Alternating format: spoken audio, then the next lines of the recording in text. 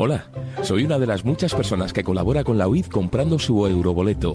Por tan solo €1 diario, ayudas a muchas personas con discapacidad y al mismo tiempo tengo la opción de hacerme millonario. ¿Y a ti no te gustaría serlo? Organización Impulsora de Discapacitados, 902-113-883. Si eres discapacitado, llámanos. Si no lo eres, apóyanos. Contamos contigo. Radio 4G FM. Ponemos lo que nos gusta. La escóbula de la brújula. Dirige Jesús Callejo. Presenta David Sentinella.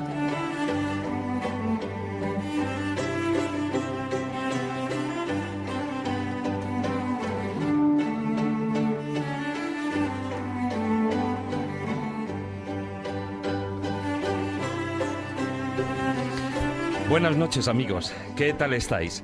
Desde los estudios de Radio 4G FM os damos la bienvenida una semana más a una nueva edición de La Escóbula de la Brújula.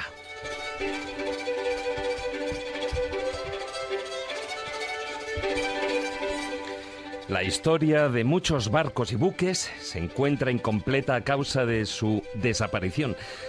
Son lagunas oscuras llenas de leyendas que tratan de hallar una explicación. Y a falta de esta, alimentan el misterio que crece a su alrededor. Hoy vamos a hablar de esas naves perdidas. Algunas fantasmales, otras desaparecidas en los fondos marinos, pero todas ellas perturbadoras, poseedoras de una crónica negra que arrastra incluso hasta a sus desaparecidos tripulantes.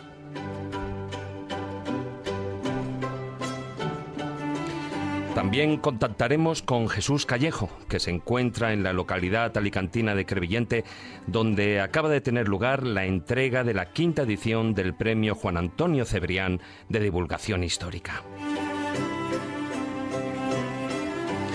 Abriremos las secciones con Marta San Mamet yendo de tumba en tumba en busca de la ubicación de los restos mortales de Cristóbal Colón. Ahí es nada, tarea que ha sido muy controvertida.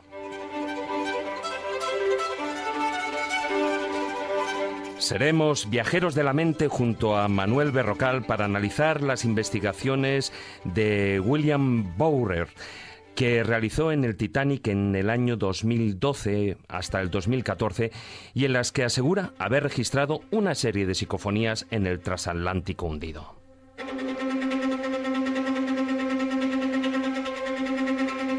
En un programa dedicado a naves perdidas, no podíamos obviar los sistemas de búsqueda y lo haremos en Ciencia y Conciencia.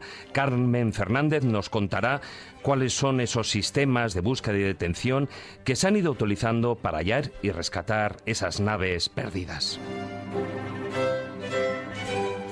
Más tarde daremos paso al filandón para conocer los casos más interesantes e indagar sobre su historia y los misterios que envuelven a dichas desapariciones.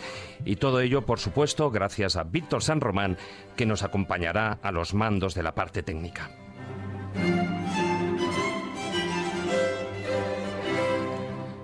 Os recuerdo que tenéis 3 vías para participar a tiempo real en el programa. En Facebook, a través de nuestra página oficial, La Escóbula de la Brújula. En Twitter, nuestro perfil es @escobuleros. O también podéis mandarnos vuestros comentarios o preguntas por WhatsApp durante el programa al número de Radio 4G. Al número siguiente, 636-689-184. Os lo repito, 636-689-184, con el prefijo +34 si lo mandáis desde fuera de España. Y por supuesto, no os olvidéis de poner vuestro nombre en el mensaje.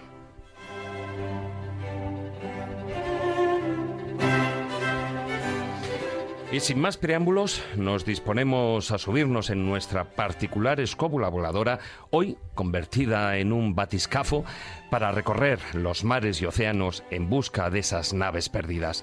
¿Os atrevéis a acompañarnos? Bueno, pues comenzamos.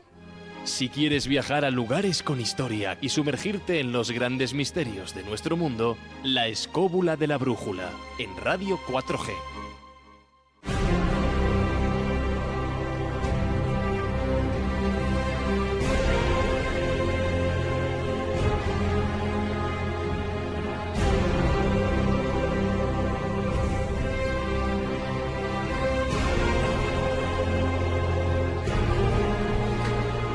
La historia de la navegación está llena de barcos que desaparecieron en el océano. Con el tiempo, algunos son vistos y calificados como buques fantasma. De otros, no se ha vuelto a tener noticia. No se han encontrado restos que den algún indicio de lo que les ocurrió, ni de la fecha o lugar donde dejaron de existir. Y lo que es peor, que ocurrió con toda su tripulación. Simplemente desaparecieron, diluidos en un misterio tan grande como el propio mar.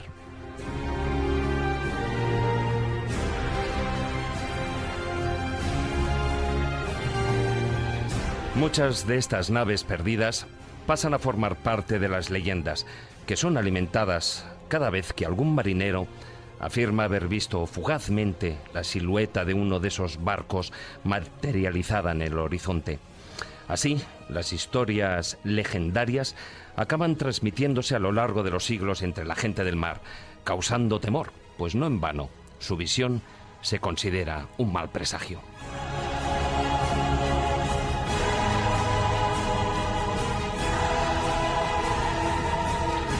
Esta noche, en la Escóbula de la Brújula, profundizaremos en la historia y en las leyendas, y en sus posibles explicaciones, tal vez menos fantasiosas.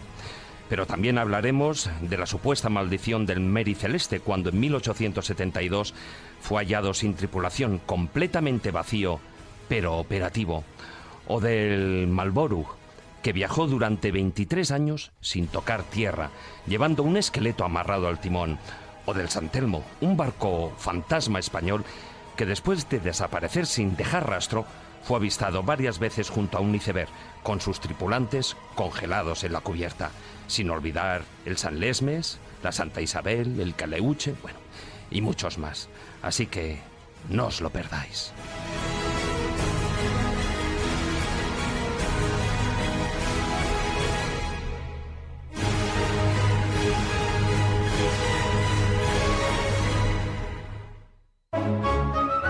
La Escóbula de la Brújula.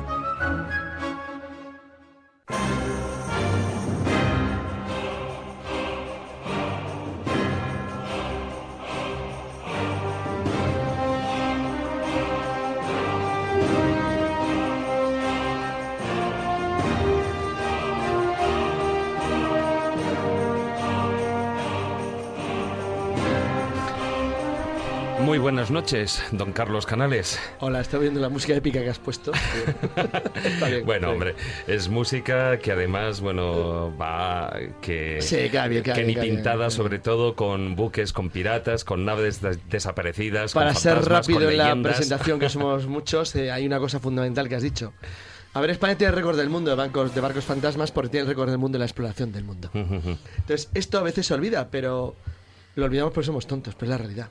Es decir, el mundo, tal y como lo conocemos hoy, la globalización, los continentes, tonterías aparte, lo hemos hecho entre españoles y portugueses. El resto son paisaje. Así de claro. Bueno. Entonces, pero es así de claro. Entonces, es normal que tengamos el récord del mundo de buques fantasmas. Vamos a hablar de las naves perdidas españolas más conocidas, aparte de alguna extranjera, hay que dejar algo a lo guiris. Pero la verdad es que las más interesantes, las más llamativas, las que tienen una base más real y las más fascinantes son todas historias del mar español. Bueno, de todas formas, hay un dato que es, la verdad es que llama mucho la atención, ¿no? Y es que según la UNESCO hay más de 3 millones de barcos perdidos aún sin localizar. Sí, pero casi ninguno tiene importancia. Es verdad, pobrecillos por los muertos, ¿no? Pero en realidad es verdad que los que vamos a comentar hoy son barcos con historias realmente fascinantes. O sea, es decir, es muy triste perder un barco pesquero en la costa gallega, ¿no? Pero no es lo mismo que perder las San Lesmes en las costas de Australia en el siglo XVI. Es decir, es que ese detalle parece una tontería, pero no lo es. Muy buenas noches, maese Juan Ignacio Cuesta. Hola, David. Bueno, hoy buques, naves perdidas, una fuente inagotable Pues de fíjate, leyendas, con misterios, tesoros, hay de todo. Muchas. El otro día, fíjate que andaba yo la semana pasada, ya no a estas horas, sino un poquito después, a la mañana siguiente, en el puerto de Gandía, donde han colocado una especie de barco, una réplica de un buque de los antiguos. No sé, yo no sabría decir si es una carabela o qué es, porque eso Carlos sabe mucho más que yo y seguramente... Debería saber cuál es el de Gandía. Pero... lo distingue como... Fotos, queremos fotos. Sí, ahora las enseñaré. Bueno, este barco de Gandía es un bar. lo han construido. Luego es un bar, no un barco. Es una réplica y es un bar, pero está allí puesta en el puerto. Pero se me vino a la cabeza enseguida, dije, joder, con lo grande que es el mar, con la cantidad de agua que tiene, y este cascarón, anda que no le han echado a restos la gente que en el pasado se metía en estos trastos a recorrer el mundo entero. O sea, ¿cómo va a ser separable del mar y de todas sus historias, de sus tormentas, de sus fenómenos atmosféricos de todo tipo, de sus galernas, en fin, toda esta parafernalia? Separarse de la historia de los buques y de los buques que de repente aparecen y desaparecen. Y fíjate que inmediatamente después me encontré con un texto de Pérez Reverte en el que de una manera muy poética nos hacía el relato de que en las costas de Tarifa, un día de lluvia, vio pasar por delante la silueta. Y él lo de sigue un barco. afirmando, ¿eh? Él lo sigue de afirmando. un barco que él pensaba que era el holandés errante. No, pero además es que es eso, ¿no? O sea, yo recuerdo esa columna porque además está deliciosamente escrita. Está, hombre, como es lógico. Hombre, por supuesto, ¿no? Pero además que mantiene ese recuerdo que él habla también de su niñez, ¿no? Cuando claro, creía y no creía también en esas cosas. Y a día de hoy, después de que él sigue reafirmando que él vio eso, o sea, él no cree, es como lo de las mecas, ¿no? Eso es no como ver creo las en otra mecas, compañía, pero lo mismo. a ver lo las mismo. islas, ¿no?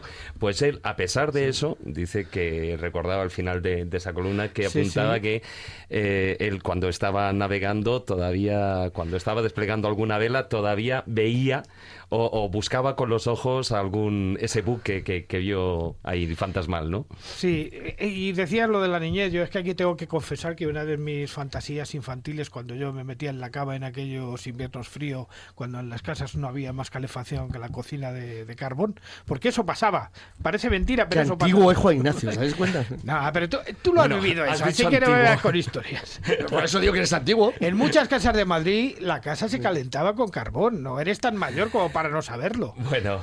Bueno, pues No sé por estudio historia antigua. uno de mis especulaciones cuando yo me metía en la cama allí arropado con las mantas era que iba en un submarino que yo había construido y había diseñado. Entonces mi cama era como un submarino. Ese era mi sueño favorito. Vaya. Es raro, Juan Bueno, Ignacio. sí, la verdad que sí, pero bueno. Muy buenas noches, don Manuel Berrocal. Muy buenas noches. Hoy, aparte de la sección, nos acompañas también a lo largo de todo el programa. Y bueno, cuando se habla de naves perdidas, pues siempre se piensa y se habla del Triángulo de las Bermudas, ¿no? Pero bueno, dejando a un lado ese tema tan trillado, la verdad es que hay muchas desapariciones misteriosas y en otros tantos triángulos que hay, ¿no? Sí, bueno, las desapariciones siempre han estado asociadas a todo, sobre todo en la navegación, por muchas razones y muchas razones concretas, desde problemas de enfermedades a situaciones particulares del barco y demás. Incluso también hay que considerar problemas tan sencillos como cobrar el seguro. Son razones que hay que tener en cuenta y primero descartar antes de acabar, pues eso, viendo barcos fantasmas, ¿no? Sí. El tema es que incluso utilizando todo eso, hay cosas que no se pueden explicar. Bueno, hoy intentaremos ver una de esas y cómo se montan, cómo se ven, cómo se determinan estas historias. Muy buenas noches. Y te iba a decir Doña Carmen Fernández, pero seguro que lo de ñoña no, como que no te gusta. ¿Has dicho ñoña o doña? He dicho las dos Oye, cosas. ñoña y ñoño es mi palabra favorita del libro de lectura de preescolar. ¿Tienes algún problema? No, me gusta, pero me parece también antigua. O sea, que sí, criticabas a Juan Ignacio, pero tú ahí. Déjala que hoy, que estamos doña, hablando de naves, hoy ha venido enfundada en un traje de neopreno. Que me queda bien, ¿eh? Bueno, es que ya el estilo buzo ha mejorado bastante con el paso de los siglos, porque si yo aparecer con el original, es verdad, con una la evolución Toledo, tipo Michelin a tipo actual, es sí, una cosa. Hay una buena evolución. Os salváis que traigo el del siglo XXI, con el del siglo XVI creo que no hubiéramos cabido aquí en el estudio, pero bueno, ya sabes que yo soy hija de la mar por parte de padre. Exactamente, era un tema es un buen programa para mí. Que te quería comentar, ¿no? Porque tú que eres familia de marinos y conoces esos peligros que tiene la mar. ¿Alguna vez has oído contarle alguna historia de estas a tu padre? ¿De misterio o de muerte? No, bueno, me refiero, de barcos fantasmas, desaparecidos. De eso no recuerdo. De catástrofes en el mar, él mismo, pues yo tengo 2 hermanas pequeñas y las tengo por suerte, porque se cayó del barco en un temporal en el Gran Sol y lo pescaron literalmente. Y de los barcos naufragados en costa gallega también tengo casos cercanos. Claro, pues a ver, soy de Vigo. Pues tú estás de la zona buena, porque la de arriba... Sí, no, pero en Vigo, en la entrada, en la boca de las Cies, sí. hay ¿Has encontrado los galeos de Rande? No los he encontrado todavía, porque pero... hay una pasta ahí, eso no se sabe exactamente, porque se supone que ya, los vaciaron por tierra y el único que llevaba oro sí es el que está hundido en la zona de las Cies, y eso lo podríamos comentar después en el filandón. Sí, porque el barco desaparecido es de lo mejor, ¿eh? Está el Santo Cristo de Maracaibo. Pero no solo eso, salen en 20.000 leguas de viaje submarino de Verne. Exacto. Bueno, de hecho, en Vigo hay 2 esculturas dedicadas a Julio Verne. Una está en el Náutico, en la zona del puerto. Verne era un bestseller en España, siempre que se un libro. No, de hecho, me estáis adelantando la sección ya. Bueno, quería contar una anécdota de este estilo por allí, pero bueno, no tienes razón. Pero... O sea, Julio Verne, de hecho, estuvo en Vigo, no recuerdo ahora cuántas veces, con su barco en el puerto. Ahí paró. Entonces tenemos esa escultura en la que está sentada sobre los brazos del pulpo. Y tenemos otra que está en medio de la ría, en la zona de cesantes, metiéndote ya hacia adentro, que es muy bonita, está en la columna, mucho más bonita, está en la columna Julio Verne, y Nemo, y los submarinistas que quedan enterrados cuando la marea está alta, quedan tapados por el agua, y cuando la marea baja, se ven a los submarinistas buscando el oro de los galeones que salen 20.000 leguas de viaje. ¿Sabéis lo que es en el mundo el punto Nemo? ¿No sabéis lo que es el punto Nemo? El punto Nemo es el punto del planeta que está más lejos de una costa firme. Así que alguien lo busque en internet, que es muy interesante. El punto Nemo. Sí. Bueno. Lo apuntaré. Punto Nemo, busca.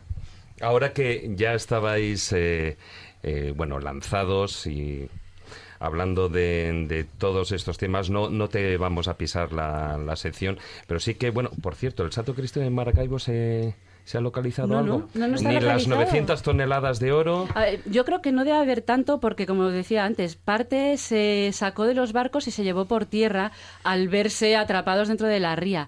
Pero ese era en el que recogieron todos los restos de oro que quedaban los ingleses cuando ganaron la batalla. Y se perdió a lo de las Cies, pues por ahí está. Por ahí está. Bueno, quien también está por ahí es nuestro gerdirector, don Jesús Callejo. Muy buenas noches. ¿Qué tal, David? ¿Qué tal, compañeros? Muy buenas noches. Hola. Muy buenas noches. Te encuentras en Crevillente para la entrega de esa 5ª edición del premio Juan Antonio Cebrián de Divulgación Histórica, ¿no? Y me imagino que también tendrás ahí a tu vera al ganador, que es tengo aquí a mi vera, exactamente. Vicente Ruiz García, ¿no? Bueno, ¿cómo ha ido esa entrega del premio?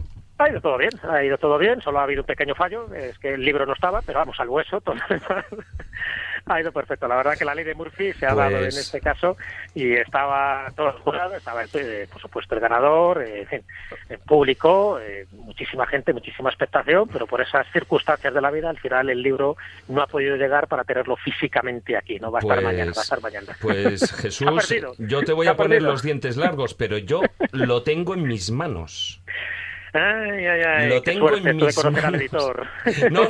A ver, por eso te digo que habrá sido un problema de transporte, evidentemente. Sí, ha sido transporte. Pero bueno, como estamos hablando de naves perdidas, pues ahí tenemos el libro perdido, el libro ganador. El transporte perdido, que también ha sido lo hay. Curioso. Pero bueno, salvo eso, que al fin y al cabo es una anécdota, la verdad es que el acto ha sido muy, muy emotivo, muy entrañable, ya sabes, siempre pues con el espíritu de Cebrián ahí presente, ¿no?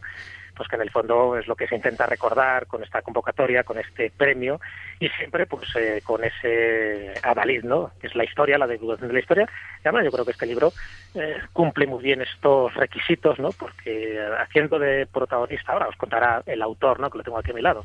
Pero bueno, básicamente el protagonista es un barco, es el San Justo, que además tiene esas peripecias marítimas importantes en un momento convulso de la historia de España, que es el final del siglo XVIII y principios del XIX. Entonces está muy bien porque, que es lo que hemos contado un poco también en la tertulia, cómo los distintos personajes que se van elaborando, ¿no? Y que van saliendo a lo largo y ancho de este libro, pues forman parte de esa historia de España sin la cual no podríamos entender el presente, ¿no? Desde Alejandro Malespina o Francisco de Goya, por supuesto Jorge Juan, ¿no? Que es el que renueva toda la armada española y haciendo de espía y y buscando todo tipo de triquiñuelas para robar los astilleros españoles gracias a lo que sabían los ingleses. Todo ese tipo de cosas son las que se van contando y son las que se han de alguna forma relatado y se han contado aquí. Como ves, el tema marítimo ha estado de fondo, ha sido importante, ¿no?, el saber un poco que esos navíos pues tuvieron una gran importancia. Y yo resalté algo que os comento, ¿no?, porque ya digo, luego el autor ahora os comentará algo más de la obra, pero algo que me llamó la atención, y yo así los puse, es que hay como barcos que ya sabéis que dentro del mundo marinero hay mucha superstición, ¿no? Entonces el mal fario siempre está ahí presente, sí. Y por eso muchas veces se bautizaban a los barcos, se los bautizaban con nombres de santos. Y entonces, bueno, pues hay como navíos que tenían buena suerte y navíos que tenían mala suerte, ¿no? En San Telmo, que me imagino que lo mencionaréis esta noche, pues era uno de los de mala suerte, muy pero mala, el San Justo... Que muy mala suerte. Muy mala, ya que, bueno, pobrecillo, ¿no? Que se lo digan a los marineros que murieron congelados a pesar del nombre de San Telmo, que realmente deberían haber muerto achicharrados por lo del nombre. Pero sin embargo, mueren congelados. Y sin embargo, el San Justo tuvo buena suerte, o sea, salir indemne, por ejemplo, de la batalla de Trafalgar ya tiene mérito, ¿no? Y cantidad de cosas. O sea que, bueno, yo creo que también las historias de los barcos que se cuentan poco también tienen mucho que decir, ¿no? Y más en este programa de esta noche en la Escóbula, estos naves perdidas, donde tenemos cantidad de pecios. Sabes que incluso la UNESCO dice que hay como 3 millones de barcos hundidos y perdidos en distintas partes del mundo. Solo en España ya tenemos 3.000, o sea que imagínate, de los cuales 1.500 se han localizado como pecios. Fijaros que cada barco tiene su historia, su leyenda, su superstición, su tesoro y, por supuesto, su enigma. Bueno, pues yo creo que con este antecedente, yo creo que es el libro justo ganador, y además jugando con ese juego de palabras, ¿no? El navío de San Justo ha sido un justo ganador de esta 5ª edición del premio Juan Antonio Cebrián. Y como ves, pues aquí incluso en Crevillente pues estamos de lo más marítimo, y cerca de mí, a mi vera, pues tenemos a su gran capitán, el artífice de esta obra. Uh-huh. Bueno, que es Vicente Ruiz García, el autor, la obra ganadora de esta 5ª edición del premio Juan Antonio Cebrián de divulgación histórica, es Las aventuras del navío San Justo, obra que ha sido editada por Glifos Publicaciones. No sé si si estás ahí, Vicente. Sí, estoy aquí, sí. Hola, muy buenas noches y felicidades. Hola. Muchísimas gracias, verdad, encantado de saludarte. Bueno, la verdad es que esto de hacer una entrevista en primicia, tal cual acaba de ser entregado el premio, pues hombre, sí. es una gozada, y aún más que sea la Escóbula de la Brújula quien lo cuente. Pero bueno, estamos hablando del San Justo. Como nos estaba apuntando Jesús, bueno, pues superó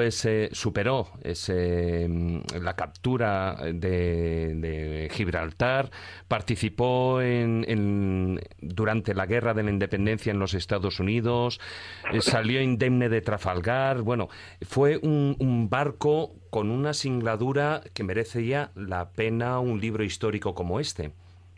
Bueno, pues esa sin duda ha sido mi intención, el rescatar no digamos del olvido, pero sí al menos de los documentos históricos que atestiguan los archivos españoles y también algunos extranjeros, que en definitiva, bueno, pues me han ido marcando el devenir de las siglaturas de este navío de línea, un navío de línea que paradójicamente pues es un navío con suerte porque participa en algunos combates navales, como por ejemplo el de Cabo Espartel, que sospechosamente los ingleses no añaden en sus libros de historia, posiblemente porque no lo ganaron.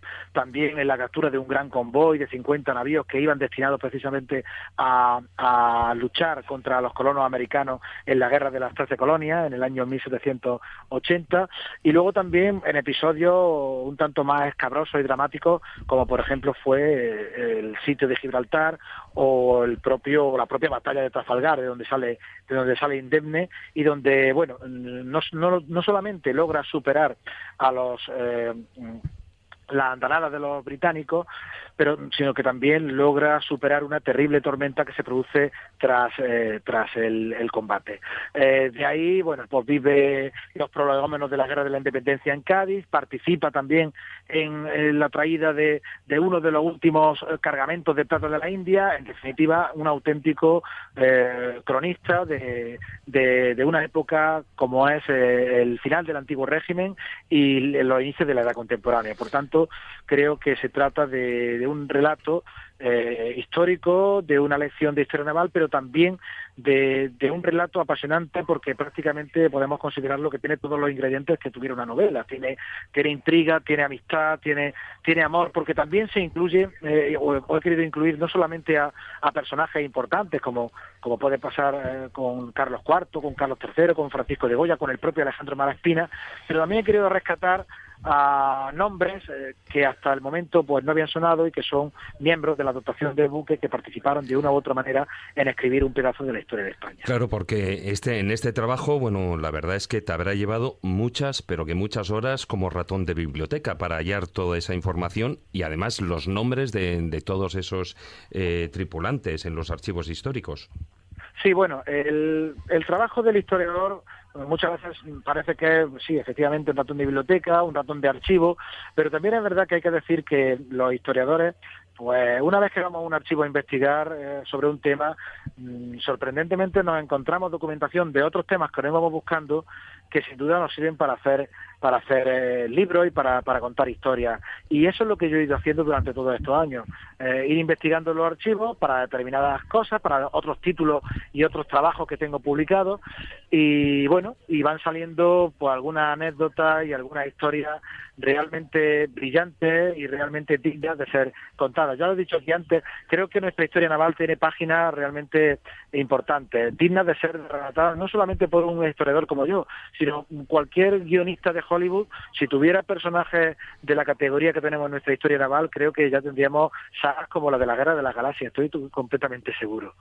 Entonces creo que es de importancia el que los historiadores divulguemos la historia, contemos historias de este tipo y narremos episodios tan apasionantes que parecen una novela, pero que realmente son reales como la vida misma. En esta ocasión, como en tantas, pues la realidad supera la ficción. Hola Vicente, soy Carlos Canales. Hola. Bueno, en mi caso, saludarte. Quería comentarte como escritor habitual de temas navales, quería comentarte una cosa que me llamó la atención en la forma en la que estabas hablando con David, porque me parece muy simpático. Y es que hablabas del barco como si fuera una persona, lo cual es algo realmente genial. O sea, tú decías testigo de la historia, hablabas de él como si fuera un personaje de cine, el propio barco. Entonces, claro, yo inevitablemente, conociendo nada más la historia de San Justo, tengo que hacerte una pregunta. ¿Tú crees que los objetos pueden traer suerte? Bueno, yo creo que la suerte es importante en la vida. La suerte, cada uno traza su camino y la suerte a veces es necesaria. Pero es importante el trabajo y es importante también que las cosas, que los objetos sean manejados bien. En este caso, el navío San Justo, no hay que olvidar que era un buen trabajo, era un barco. Era un barco. Y ese barco tenía que ser manejado por hombres. Y era un buen trabajo en ingeniería náutica, ¿eh? Sí, ¿cómo? Que era un buen trabajo en ingeniería náutica. España hacía muy bien los navíos, sobre todo los de 3 puentes, y los de 2 mucho mejor. Sobre todo los de 2 más que los de 3, para mi gusto. Es un tema personal, ¿eh? Sí, el almirante Nelson decía, hay una frase muy célebre que dice que España hacía los mejores barcos del mundo, pero no tenía hombres capaces de tripularlos. Eso es cierto, España tuvo una gran desgracia a finales del 18 con la población. Efectivamente, pero más que no tuvo buenos hombres para prepararlos, es que no tenía las condiciones para prepararlos, porque hombres de la Ilustración como Churruca, como Gravina... Sí, claro, los capitanes, pero que eran grandes náuticos, grandes astrónomos, pero no tanto la tripulación, es que había un gran déficit. Las tripulaciones, por supuesto, porque tenían la mala costumbre. España tuvo la mala costumbre de, una vez que terminaba una campaña militar, licenciar a submarinos. Exacto. Y entonces, cada vez que comenzaba una nueva campaña, tenía que otra vez volver a formarlos, cosa que los británicos no hacían. Los británicos los mantenían en tiempos de paz, pues navegando por todo el mundo, curtiéndose como grandes marinos que fueron, pero no porque fueran de una raza distinta a los españoles, ni muchísimo menos. También España tuvo muy mala suerte. Por ejemplo, con el tema de Trafalgar, en la época de Trafalgar, pues nos encontramos con que hay una terrible epidemia de fiebre amarilla que acaba diezmando a las tripulaciones mejor formadas. Bueno, también... Y entonces los barcos se llenan de campesinos y en definitiva de gente que no conoce el mar. Sí, de leva forzosa, pero también hay que tener en cuenta, y eso en detrimento de España es cierto, que también España hizo una muy mala política naval en el siglo XVIII, en el sentido que los ingleses obtenían unas grandes ventajas en los botines y en las... O sea, era un sistema de depredación que venía a todo el mundo bien, donde el sistema de reclutamiento era igual de brutal que el nuestro, pero sin embargo luego les ofrecía la posibilidad de obtener riqueza en el mar, cosa que España, por sus características de gobierno y forma de ser, era muy difícil de hacer, con lo cual también hay que reconocer que teníamos grandes problemas para obtener, para que la gente entendiera que había un beneficio en estar en la mar, donde era un lugar horrible, donde la vida era muy dura y donde tenía las posibilidades de acabar mutilado o muerto. Sí, la verdad es que fue uno de los principales problemas que tuvo España. Ese, junto al problema de licenciar a la marinería y de, por supuesto, no dotar a los barcos como había que dotarlo, ¿no? Hay que tener en cuenta que en momentos como en la Guerra de la Independencia, pues apenas la mitad de la tripulación, estamos hablando de unos 300, como mucho 400 marinos, los que están tripulando y dotando a un navío de línea, ¿no? Cuando en realidad tiene que ser 600. Pero de todas formas, a pesar de todos estos desastres y a pesar de siempre mirar el lado oscuro, hay que tener en cuenta lo siguiente con respecto a la Marina Española. Finalmente tuvo cierto éxito, porque en realidad lo que buscaba la Marina de la Ilustración... Claro, mantener las comunicaciones. Efectivamente. Claro, nada más, claro, por supuesto. Mantener las comunicaciones, claro sí, mantener las colonias intactas, y de hecho lo consiguió. Es que era el único objetivo, tienes razón, era el único objetivo que había. Era el único objetivo que había. Y de hecho, en realidad, pues lo conseguimos con éxito, porque nuestras costas estuvieron defendidas. Cádiz lo intentaron conquistar los ingleses en numerosas ocasiones. Tenerife exactamente igual. Que absolutamente de acuerdo. Las ciudades de América exactamente lo mismo, por lo que finalmente logramos aguantar durante un siglo más las colonias de América. Estoy y además, de acuerdo. Cuando se independizan las colonias americanas, son los españoles del otro hemisferio, no son a manos de los ingleses que durante un siglo intentaron quitarnos. Efectivamente, y de hecho hay una cosa muy importante, y es que en realidad la flota española ni siquiera es dañada por Trafalgar, ni siquiera por Trafalgar. Lo que la daña definitivamente es la Guerra de Independencia, cuando la invasión española obliga a la marinería, a la tropa, el dinero y todo lo que hay a invertirse en tierra para frenar a un país que te acaba de invadir y te está destrozando, y se abandona la reconstrucción de la Armada. Si no, probablemente la Armada española se hubiera reconstruido exactamente igual que en cualquier otro desastre del siglo XVIII. Eso estoy absolutamente de acuerdo. De hecho, eso lo trato en mi trabajo en el navío San Justo, la aventura del navío San Justo, cuando miembros de la dotación del navío San Justo nos lo encontramos en Trafalgar y luego años después en la batalla de Bailén. Por supuesto. Porque no han tenido más remedio, con nombre y apellido, no han tenido más remedio que cambiarse, digamos, de trabajo dentro de lo que era la carrera militar y pasar de ser marinos, por cierto, que eran no solamente militares, sino que eran grandes científicos y sin duda personalidades con una inquietud intelectuales muy brillantes. Y que a veces se olvida que la primera victoria de la Gran Independencia no es Bailén, sino la toma de las naves de Rosselló en Cádiz. Exactamente, la batalla de la Poza de Santa Isabel. Exacto, es la primera victoria que hay.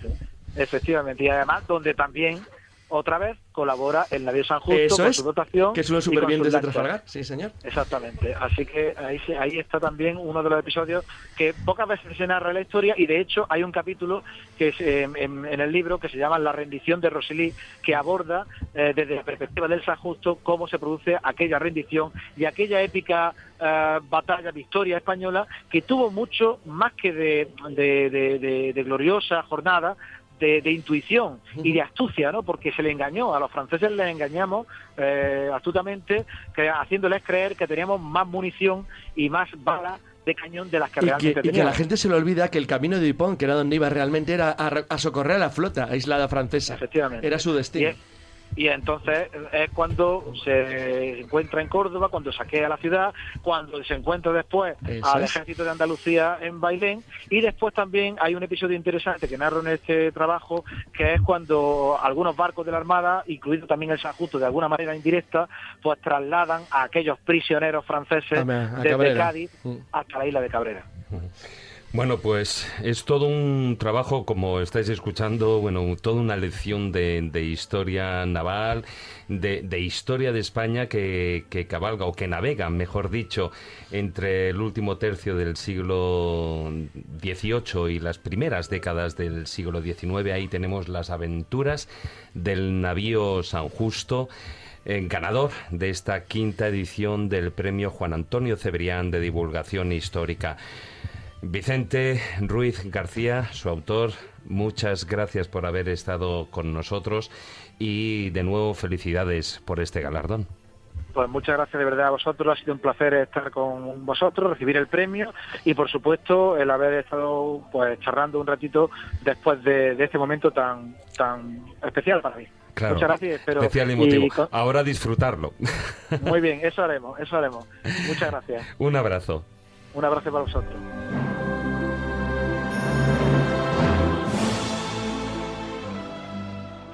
La escóbula de la brújula. Dirige Jesús Callejo. Presenta David Sentinella. De tumba en tumba.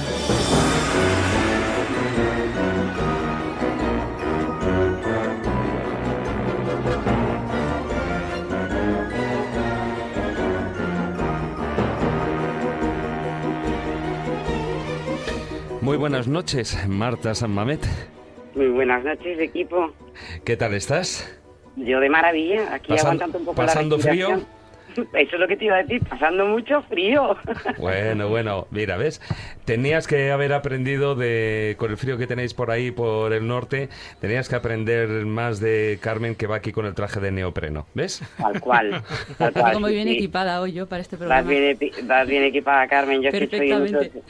soy muy poco previsora, hija. No, Nada, lo que pasa es que eso de un traje de neopreno para acabar e ir de tumba en tumba, pues como que muy práctico no es.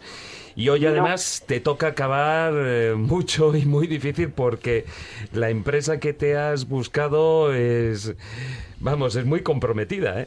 Estela. Y además, fíjate, a ver si consigo sujetar a Carlos Canales y que no me coma. Porque claro, vamos a tratar un tema que a él le apasiona. Lo mismo te como, ¿eh? No, Carlos, sujétate ahí. Vamos a hablar efectivamente de Cristóbal Colón, que es que da para tanto. Mira, es una figura que me apasiona.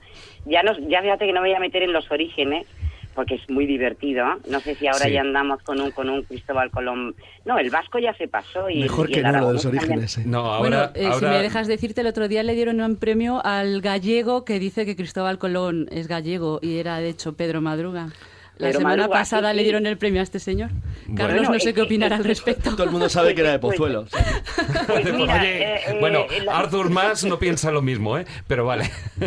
Oye, a mí me hace mucha gracia esta historia gallega, ¿eh? Me hace gracia. Yo tengo... Un día te la cuento, Marta. Lo que sé es que no es de Madrid de momento, del centro de Madrid. Que entonces pero oye, ¿no? Que yo tengo uno que se acerca mucho. Que escribió un libro demostrando que era de Espinosa de Henares, en Guadalajara. Toma ya. No, sí, hay de todo. Yo no lo conocía. Hay de todo. Ha dicho demostrando, ya ni contarte, porque se llama de mil maneras. También, bueno, vamos a irnos de tumba en tumba con Colón, que dio para mucho, como vosotros sabéis. Yo creo que viajó tanto después de muerto como estando en vida, que ya es alucinante, ¿no? Y es verdad que es que el cuerpo no parece tener reposo, ¿no? Entonces, claro, ¿está Colón en Santo Domingo o está en Sevilla? Yo creo que ahí realmente está el gran dilema, ¿no? O podría estar en ambos lugares al mismo tiempo, que quizá es por lo que nos estamos inclinando casi todos, ¿no? Que ¿por qué no? Mira, el periplo de Huesos es el siguiente. Sabemos que muere el 20 de mayo de 1506, algo es algo, ¿no? Muere en Valladolid. Ahí está, 3 añitos, pasa al monasterio de la Cartuja de Sevilla y ahí se le hace una cosa que es bastante gore, pero a mí me encantan estas cosas gore, ya sabéis que os las cuento, que es el proceso de la descarnación, que se hacía realmente para gente noble, no era una técnica que se utilizaba para todo el mundo. Consistía en separar la carne del hueso. Yo creo que con un fin sanitario, bueno, algunas veces incluso se cocía, bueno, no vamos a entrar más en esto, ya nos estamos poniendo un poco aquí, pero bueno, ya una vez descarnado, se lo llevan a la República Dominicana, efectivamente a Santo Domingo, que es ahí donde tenemos este lío de si hay trocitos o está entero o quién es. De ahí pasa a Cuba, de ahí a Cádiz, y ya de Cádiz entra directamente en Sevilla, donde parece que se va a quedar lo poquito que queda de él, y yo supongo que se quedará ahí, aunque con el almirante nunca se sabe. Bueno, muere a los 55 años aproximadamente, no se sabe bien si murió por un ataque al corazón o por una artritis agravada por otra serie de cosas, porque la verdad es que este hombre llevó bastante mala vida, ¿no? La vida fue muy dura. Muchos dicen que tenía gota, extrañísimo, porque era un hombre que comía de manera bastante frugal, entonces me sorprende, pero bueno, la vida en el mar ya estamos contando, ¿no? Lo que es. Hombre, la verdad es que la vida en aquella época, y aún más para un marino, no tenía que ser fácil, ni mucho menos. Y tampoco saludable, No, totalmente. Entonces, bueno, le entierran en este convento de San Francisco, está 3 años, le llevan a la Cartuja, y aquí tampoco está en la Cartuja mucho tiempo, porque ahí le trasladan a la Catedral de Santo Domingo, porque efectivamente Colón había expresado como una de sus últimas voluntades que fuera enterrado en aquellas tierras, y allí le llevan. Está aproximadamente unos 253 años, ¿no?, para ser un poquito más exactos. Y en 1795, al ser conquistada Santo Domingo por los franceses, exhuman el cadáver y lo trasladan a La Habana. Tampoco está mucho tiempo en La Habana, o sea, es que este hombre era un poquito culo inquieto, muy a su pesar, porque claro, le manejaban, pero no está mucho tiempo allí porque le reclaman las autoridades españolas y llega con gran pompa a Cádiz a bordo del crucero Venadito y de ahí es transportado a Sevilla. Bueno, en Sevilla está. Pero seguro que algún escobulero, que son todos muy muy leídos y escribidos, lo saben de primera mano. Mía, cuando vais a Santo Domingo, siempre hay guías apasionados que dentro del monumento ese tan enorme que han hecho en honor a Colón, lo que llaman el Faro, que bueno, es muy cuestionable, no me convence mucho, pero en fin. Bueno, pues si vais a aquí tenemos los verdaderos huesos de Colón, y no lo que tenéis en Sevilla. Claro, son listos porque, claro, ellos no han permitido la prueba de ADN y vamos, pondría en Manuel Federer que jamás lo permitirán, pues sería bastante ridículo. Claro, quería contarte una cosa, y es que efectivamente la gran ventaja de Colón es que no sabemos quiénes eran sus antepasados, pero conocemos a la perfección a sus descendientes, con lo cual es facilísimo saber si unos huesos son de Colón o no. Claro, porque además, de hecho, cuando hicimos aquí en el 2006 el grandísimo estudio de ADN en esa porción tan enana, porque es que tenemos 200 gramos, es que no llega a 200 gramos de huesos. O sea, estamos hablando de un 15% de un cuerpo humano. Sí, nada para un caldo. Claro, tan ridícula. Tenemos un cachitín, de ese cachitín sí que se pudo decir textualmente que eran los huesos de Cristóbal Colón. ¿Por qué? Porque los compararon efectivamente con su hijo Hernando, que está al ladito en la catedral de Sevilla, y con su hermano Diego. Claro, entonces sí que se pudo decir, o sea, que son de Colón, lo que pasa es que tenemos muy poquito. Bueno, entonces, el lío que se monta con los de Santo Domingo es porque ellos en unas obras de la catedral encontraron una caja de metal que decía, además, claro, es un poquito blanco y en botella, porque en la caja había una inscripción que decía varón ilustre y distinguido don Cristóbal Colón, con unos huesos dentro. También es que cómo no vas a pensar. Pero claro, lo dejan ahí un poco a huevo y dicen, pues ya está, pues es Colón. Y encima se permiten decir que como los españoles somos unos atropellados, lo que nos llevamos de allí no fue a Colón, nos llevamos o a un hijo o cualquier otra cosa. O sea, que encima tenemos el cuerpo equivocado. Bueno, tiene su gracia esto y bueno, hay que decir que podríamos decir pues que el almirante pues reposa a medias, ¿no? Que está bien, pues hay un poquito, aquí otro poquito y ya está. Pero a mí eso me recuerda a la estatua de Rodas, ¿no? Un pie en cada sitio. Lo que pasa es que en este caso el estrecho no está el estrecho, sino que es todo un océano de por medio. No, claro. Sí. Pero bueno, pero de alguna manera, pues hombre, si su última voluntad fue estar un poquito allí, pues en vez de en espíritu, pues que esté un poco en huesillo, ¿no?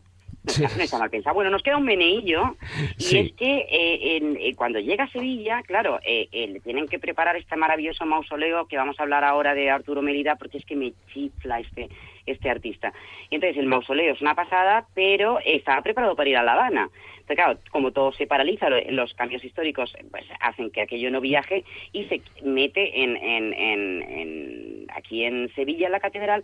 Pero claro, eso también fue una movida gordísima. Eso no solo es que se muevan los huesos, es que el mausoleo también se movió. Y de hecho hay cantidad de artículos de todos los sevillanos opinando, el cabildo cabreadísimo, diciendo que no cabía donde lo querían meter, el Mérida, el artista, protestando también. Bueno, ahí se generó hasta que por fin lo han situado donde está ahora, que si lo veis, y seguramente lo conoceréis, está en la Puerta de San Cristóbal. La verdad es que es un mausoleo que yo creo que se ha conseguido ese efecto inquietante que hacía el Arturo Mérida.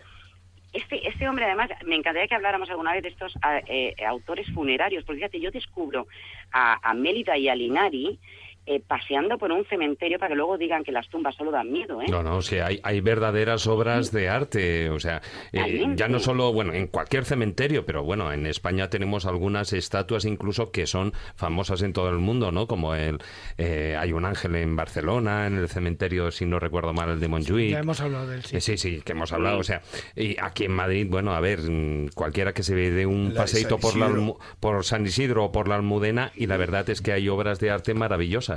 Claro, y descubres de repente a gente, fíjate, pues el que te cuento precisamente está donde dices, en San Isidro, y es una capilla de los marqueses de Amboaje, que es la caña. porque además Mérida, como era arquitecto, era pintor, era decorador, lo hacía absolutamente todo, pues él no dejaba nada al azar. Entonces, incluso fíjate, o sea, tiene un pináculo de hierro, una torre altísima, que porque fue una obra súper controvertida y le criticaron mucho, pero es un mausoleo para rayos. O sea, tiene un pararrayos en su interior. Es una cosa ya alucinante, ¿no? Bueno, pues este Mérida, a lo mejor le conocéis también más, porque cuando pasas por la plaza de Cristóbal Colón, ahí está el monumento de Cristóbal Colón, y ese también lo hizo él. O sea, que este hombre estaba muy enamorado de Colón. Y es curioso lo que pasa con esto de lo que decías tú, Carlos, de la suerte, ¿no? Sí. De si los objetos dan suerte. Bueno, las tumbas muchas veces se cree que dan suerte. El otro día hablábamos de Allan Kardec y cómo hacían todo el tema del ritual en Père-Lachaise, y a vosotros os hará mucha gracia y lo conoceréis. Está la tumba de Víctor Noir, ¿no? Uh-huh. El periodista que le asesina un sobrino de Napoleón y que se ha convertido, en vez de icono republicano, ahora es un símbolo de la fertilidad. Y las chicas lo que hacen es... Eso es muy bueno, eso lo sabía. Es totalmente cierto. O sea, lo que hacen las chicas es acariciar con fruición la entrepierna de este señor, ¿no? Porque dicen que aumenta la posibilidad de embarazo, ¿no? Bueno, pero eso lo ha comprobado alguien. Y claro, a mí que hacía... Yo no he pasado por esa prueba, te puedo decir. No digo tú. Lo que sí que es curioso es que la gente que pueda ir a ver... ¿Lo has comprobado? La gente que vaya a verlo, o la gente que vea, por ejemplo, que busque las fotografías en internet, verá que hay cierta zona del pantalón que tiene un brillo especial. Como dice la canción. Está súper brillante. Yo creo que va a perder hasta textura. Y eso va a ir para abajo. Bueno, en fin, que me voy a liar, pero bueno, ¿por qué estos brillos? Pues porque el mausoleo de Cristóbal Colón tiene los zapatitos, los 4 heraldos que representan los 4 reinos, estos caballeros tienen los zapatitos dorados, pero o sea, muy brillantes, pero uno especialmente mucho más brillante. Y es porque resulta que los hombres lo acarician, lo frotan para conseguir ese amor también, no sé si esa fertilidad, quizá esa no sé, potencia sexual más que la fertilidad, que parece más femenino, ¿no? Pero claro, se han debido liar y ahora ya no saben cuál es el zapatito, y entonces los tienen todos brillantes. Bueno, es una cosa rarísima, ¿no? Y fíjate que el propio Mélida, el artista, decía, mira, vamos a colocar aquí una verja alrededor del mausoleo, pero claro, yo no creo que él llegara a saber lo que iban a hacer con los zapatos. Bueno, ya termino con este traslado de huesos, ¿no? Que yo creo que ha estado bien el periplo. No sé si os ha quedado claro dónde está Colón, no nos queda casi a ninguno, pero bueno, entonces terminamos con el periplo de huesos sin olvidar, oye, pues que efectivamente Colón es el mayor navegante que ha dado la historia, ¿no? También ha muy dado a las frases, se le atribuyen un montonazo en internet. Como no tengo un epitafio, que ya sabéis que a mí me gusta cerrar con epitafio, sí. de la altura, pues me voy a quedar con una frase atribuida a él que dijo al zarpar del puerto de Palos, y dijo: hoy salimos, puntos suspensivos, pero de tranquis. Y eso, vamos, esa es una frase nocturna, ¿eh? Marta, a lo mejor es la que dijo cuando llegó a Lisboa. Había una tormenta enorme cuando llega a Lisboa y él se coloca al lado de una carraca portuguesa enorme de la carrera de Indias, lo que iba a ser de las grandes cargas portuguesas, y el contramaestre de la carraca portuguesa al día siguiente le recibe. Se llama Bartolomé Díaz, te sonará. Entonces cuando le ve a Colón, que le conocía a la corte portuguesa, como un pobrecillo que va por ahí buscando todo el día, pero un buen navegante, le dice: ¿qué, maese Colón, cómo va vuestra búsqueda a las Indias? Y le contesta Colón: ha terminado. Claro. Llegaste tarde. Es auténtico. Eso es decir, vamos, lo siento, pero no... chulería porque puede. Chico, te has perdido el noticiario de las 3, o sea, es lo que hay, ¿no? Te lo has perdido. Bueno, lo que... Da mucho, Colón da mucho. Y el tema de hoy es que es genial, la verdad es que está súper bien elegido. Hombre... es muy bueno. La figura, además, de Cristóbal Colón... Además es que es como un capicúa, ¿no? No se sabe realmente dónde nació y no se sabe exactamente dónde yace. Con lo cual, bueno, pues como él decía y como él estaba, vamos, fue el navegante número 1 por el tema del descubrimiento, por cruzar el océano, pues bueno, él es ciudadano del mundo y así lo arreglamos todo mucho mejor, ¿no? Me parece perfecto. Además era un elegido, según él, era un elegido de Dios, ¿no? Pero entonces, oye, pues... Bueno, a mí los elegidos me dan mucho miedo, ¿eh? No, a mí también, pero él se consideraba así, entonces, bueno, pues realmente no necesitas tumba, no necesitas estar en ningún lado. Bueno, pues ya que no hay epitafio, nos vamos con la música de su película. ¿Qué te parece? Buenísima idea, os mando un fortísimo abrazo. Yo sigo escuchando. Un beso muy fuerte, Marta. Hasta luego.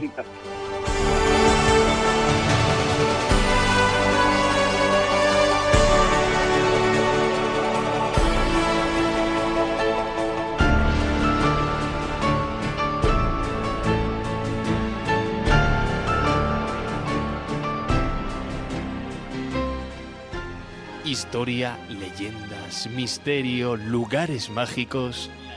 La escóbula de la brújula.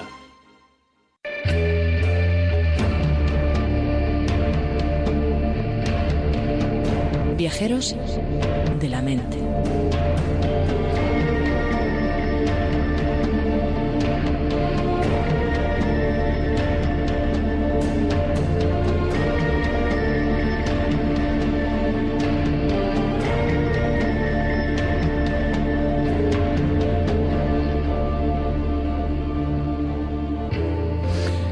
Bueno, Manuel, si Marta se había buscado una empresa difícil, lo tuyo, bueno, en principio dices, ya que vamos a hablar de naves perdidas, oye, la que más nombre tiene, vamos a abarcar un tema del Titanic, ¿no? Evidentemente. Yo pensaba que me ibas a sacar el tema de la momia, el tema de todas las predicciones que hubo, etcétera, pero tú te has ido por la parte más difícil. Hombre, ya que completamos la historia, vamos a completarla bien, ¿no?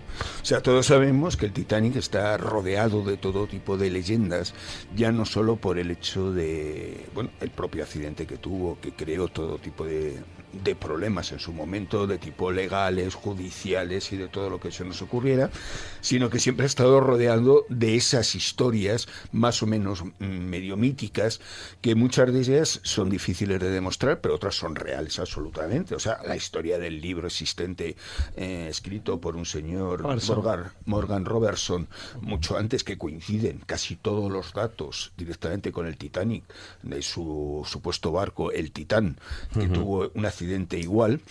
Es interesante y sobre todo más que nada porque... Sí, la novela era Futility, si no recuerdo mal. Se ha publicado en castellano hace un par de años, Futilidad. Sí, es Futilidad. En español la tradujeron como Futilidad. La historia está en que, claro, este personaje, Robertson, es muy interesante porque incluso escribió un pequeño cuento corto muy posterior a eso, en 1914, que llamaba Más allá del espectro, en el cual contaba directamente cómo dos bombas de gran poder destruían Hiroshima y Nagasaki. Lo cual, evidentemente, sí. O sea, es un personaje que todas sus historias tienen historia rara, historias curiosas, premoniciones cuanto menos, ¿no? O sea, aspecto de premoniciones realmente, ¿no? O sea, otra de las grandes historias que se cuenta del Titanic es el hecho del número de personas que anularon su billete en el último momento. Se habla directamente de entre valores. Hay diferencias de referencias, pero bueno, entre 14 a 18% se anuló en su momento, lo cual es algo que no coincidía en absoluto con lo habitual en aquella época, que más o menos como mucho era un 6, un 7%. Y aún más cuando se trataba de un viaje inaugural de un transatlántico de esas características, ¿no? De que era un absoluto fenómeno social. Exacto. O sea, que estamos hablando de que el Titanic siempre ha estado rodeado de historias y, bueno, lo cierto es que los años siguen rodeándole de historias. Y una de las historias más curiosas que he encontrado ha sido, bueno, pues me imagino que los oyentes sabrán que ahora mismo en Madrid tenemos una exposición sobre el Titanic. Pues cuando se prepara esa exposición hay un señor llamado William Brower que escribe un libro como complemento a dicha exposición. Claro, porque dicha exposición sale para lo que fue el aniversario. El 15 de abril de 1912 se hundió el Titanic y... o sea, hace 100 años después, exactamente. En el 2012. Y ahora está en una gira mundial. Claro, evidentemente. Entonces, un Brower realmente entra en contacto con un grupo que se autodenominan a sí mismo investigadores de... espérate, que lo voy a mirar exactamente para no liarnos. Sociedad de las Pruebas Directas de la Vida después de la Vida, se llama directamente, y llegan a un acuerdo para realizar una experiencia particular. Estamos hablando de la época en que el barco todavía estaba localizado y hundido, y deciden ir a hacer psicofonías al barco, debajo del agua. Ahí es nada. Eso, total, que en un momento determinado este grupo deciden realizar dicha experiencia, no ya solamente de estas psicofonías, sino que deciden que tiene que ser exactamente el mismo día del hundimiento. Es decir, entre el 14 y el 15 de abril del 2012. Y para ello, pues bueno, el grupo decide que evidentemente es necesario una cantidad de dinero, hacen un crowdfunding para conseguir que la gente aporte dinero para ello y demás, y al final realizan esta experiencia y evidentemente hacen toda una serie de grabaciones que, bueno, que se pueden están en internet, o sea, no es una cosa que evidentemente salga más allá de que se haya perdido la información, está ahí. Realizan esta investigación y sin duda alguna, pues bueno, tienen un éxito, principalmente a nivel en Estados Unidos, a nivel de ciertos programas de televisión y demás, muy importante.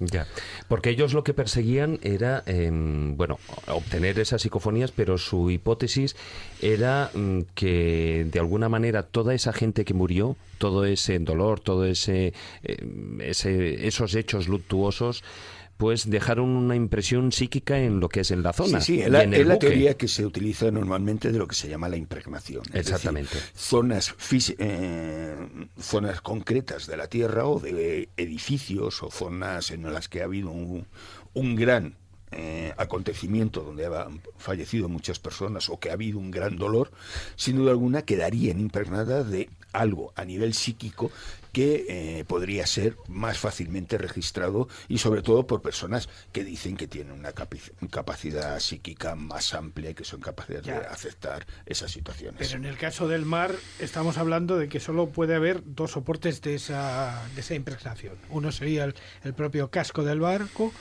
o incluso el fondo marino, y el otro sería un soporte de agua de 4.000 metros. Evidentemente. Ahí tengo yo mis dudas. No, bueno, el problema del estudio es que son 4.000 metros por fantasma. Evidentemente. No, pero bueno, el problema es que cuando hablamos del fantasma no sabemos muy bien si eran los del barco o los que estaban arriba. Ese es para empezar. Porque claro, cuando empezamos a estudiar el caso concretamente, nos encontramos que este señor se supone que ha escrito 7 libros sobre el Titanic, uno de ellos especialmente dedicado a la exposición, que no está en España, curiosamente. Sí, porque además está considerado como un especialista, en el Titanic, o sea, él en un momento determinado cuenta en su momento que viendo un documental sobre él, pues cuando tenía 5 años se quedó directamente alucinado con la historia y desde entonces toda su vida se ha dedicado a estudiar este caso, ¿no? E incluso tiene un guión de una serie de documentales y de verdad sobre el Titanic, o sea que estamos hablando de una persona que tiene un fundamento a nivel de investigación y de estudio del fenómeno bastante importante. Lo que pasa es que claro, que cuando llegamos al estudio que realizan con esta gente, empieza a haber un pequeño problema. Vamos a ver. El primero, este grupo de investigación tiene algunas curiosidades. La primera, el que la dirige, conocido directamente por Sadman, es un señor que en realidad es un camionero retirado, que cuando ya estaba aburrido decide crear una especie de grupo de cazafantasmas y se va recorriendo todo Estados Unidos buscando sitios donde ha habido batallas importantes y demás. Bueno, lo cierto es que cuando se quiso meter en la zona cero de Nueva York, de las Torres Gemelas, pues claro, lo sacaron casi a bofetadas, ¿no? Porque ya les pareció demasiado cachondeo lo de este señor. Pero bueno, sin duda alguna, no es eso solo. O sea, el elemento más importante, como quien dice, con una mayor base de estudios, es directamente un exorcista católico que llevan allí... Que estaba dentro del equipo. No sabemos muy bien para qué. No sé si es que iban a exorcizar a los muertos, a los espíritus, o no, pero era el elemento más académico, por llamarlo de alguna manera. Pues empezamos bien. Pero seguimos con la historia. Para facilitar mejor la comunicación, estos señores no deciden que nada más que lo mejor que pueden hacer es directamente coger un muñeco, le visten de la época del Titanic, le colocan un micrófono en cada mano y lo tiran por la borda. Y lo dejan colgando encima de los restos del Titanic. O sea, el sistema para llegar... O sea, estamos hablando de que el Titanic se encuentra a 3.800 metros de profundidad. Del agua. Profundidad, ¿no? Entonces, ¿qué hacen? Tirar cable, o sea, de casi 4 kilómetros de cable para que el maniquí llegue lo más cerca posible a el Titanic. Claro, eso sin tener en cuenta las corrientes marinas. Bueno, el muñeco iría a saber dónde, claro. Estaría surfeando. No, yo creo que le vieron casi en Canarias, ¿no? Pero bueno. Hombre, vamos, estaría en las costas de Nueva York casi ahí surfeando. Claro, es que estamos hablando de eso, o sea, pero bueno. Pero no solamente eso, cuidado, porque es que, claro, como tenemos que ambientar, o sea, entendamos que esta gente que evidentemente... Una pregunta, ¿por qué de vestido de época? ¿No podéis vestir astronauta o de...? No, es que hay que ambientar el estudio, por favor. Pero ¿crees que un fantasma se ve impresionado por un maniquí vestido de época? A lo mejor lo reconoce y no lo sé, se siente como aludido, como se siente colgado de un cable. Lo que pasa es que ellos, por lo que yo recuerdo, querían ambientar, igual que escogieron la fecha de la noche entre el 14 y el 15 de abril para realizarla, lo que ellos querían era ambientar al máximo, crear toda esa atmósfera. La atmósfera de lo que se supone que había ocurrido en el barco. Incluso hicieron cena, música, todo. Sí, hicieron, mientras tenían al pobre muñeco ahí ahogado a 4.000 metros, ellos se dedicaron a cenar y cenaron lo mismo que estaban cenando el día que se hundió el Titanic. ¿Con orquesta o sin orquesta? Y con orquesta, pues claro. Pues sí que les dio de sí el crowdfunding el crowdfunding, sí. Igual era un radiocassette. Cuidado, o sea, la cosa está en que cuando establecen esto, establecen que, claro, tienen que hacer todas estas cosas porque es muy importante la ambientación y demás para conseguir un resultado. Pero bueno, luego en el fondo dicen que si llegan allí y hace mucho frío, ya lo harán en el verano. Que hace menos frío. Yo creo, al final no lo hicieron en el verano. Creo que podíamos poner, porque creo que las tenemos allí, podíamos poner un fragmento del resultado. Sí, una de estas psicofonías. Bueno, ellos no hablan de psicofonías, ellos hablan de fenómenos de voz electrónica. Bueno, sí. O sea, Electronic Voice Phenomenon, que viene a ser que queda muy bien, muy que viene a ser lo mismo, pero que es el término anglosajón, evidentemente. Claro. Pero bueno, yo creo que para, digamos, para plantear el colofón de toda la investigación merece la pena escuchar un fragmento, porque además os digo, se pueden, como tú has comentado, se pueden escuchar en YouTube. ¿Están? Y además en un sitio aparecen incluso como subtitulando todo lo que se va oyendo, porque es como una conversación. O sea, no es que sea una psicofonía, es que es a lo largo de 1 minuto y medio, 2 minutos, que creo que dura 1 minuto y medio la grabación que está colgada, pues aparecen del orden de unas 40 psicofonías, ¿no? Entonces, ya digo, es como si fuera un diálogo que tú vas grabando con una grabadora. Pero este es el resultado.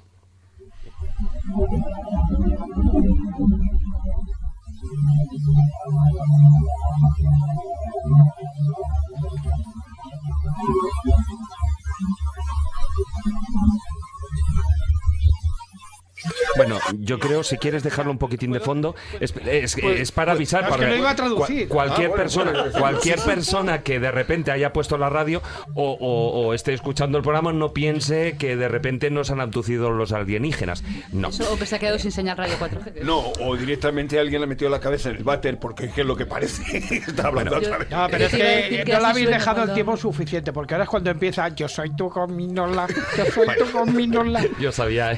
Bueno. Estamos hablando de que, bueno, ya aparte de más o menos broma o no broma existente, el gran problema de todos estos fenómenos es que al final acaba saliendo estas cosas. O sea, un señor... Desgraciadamente. O sea, así a los que grabamos psicofonías nos toman por imbéciles. Claro, evidentemente. Claro. Tú llegas y dices, bueno, yo intento hacer algo serio y evidentemente, claro, ¿qué es lo que funciona? Pues este señor diciendo todas estas historias, llevándose $83,000 establecidos para supuestamente realizar esta historia y acabando paseándose por todas las televisiones de Estados Unidos con este numerito. O sea, ese es el problema, que claro, la poca seriedad de algunas personas hace que todo esto al final siempre, pues bueno, acabemos como acabemos. Sí, bueno, y al final acaban pagando siempre justos por pecadores, o incluso la gente gente más sensata o que viene realizando durante años, que las hay en universidades y tal, sobre los fenómenos paranormales o sobre el campo de la parapsicología, pues desaparece de los medios de comunicación, evidentemente. Claro. Y todos vivimos en raticulín. No. Evidentemente. Esa es la historia. que el personal lo que quiere es vender el raticulín. Ahí está. Pues si alguien no sabe, raticulín es el supuesto planeta de Carlos Jesús, el famoso abducido. Que no somos Jesús y yo. Hay generaciones muy jóvenes que luego se despistan. Que luego se despistan y acaban pensando que aquí 2 miembros de la escóbula son del planeta raticulino. Pues no, pues Manuel, la verdad es que me ha gustado que hayas traído de este tema la sección, porque bueno, no solo hay que hablar, sino también hay que desmitificar y hay que poner los puntos sobre las íes, que a estos estudios, a estas investigaciones, a esta temática como es la parapsicología, falta que le hace. No, es que sin duda alguna lo que hay que determinar es que detrás de todos esos fenómenos hay algo digno de estudio. Y sin duda alguna no se llega a conclusiones más concretas por la existencia de estas historias. Historias que, claro, evidentemente tienen un morbo, se venden muy bien a nivel de medios de comunicación, hay que ser sincero, pero su problema secundario es eso: desprestigian completamente el trabajo de aquellas personas que se lo quieren tomar en serio. Que a verlos, haylos. Bueno, pues como estamos hablando del Titanic y una de las leyendas negras urbanas, sabes que se decía que cuando se hundió el Titanic, la orquesta de a bordo estaba tocando el Adiós Muchachos. Pues ahí va.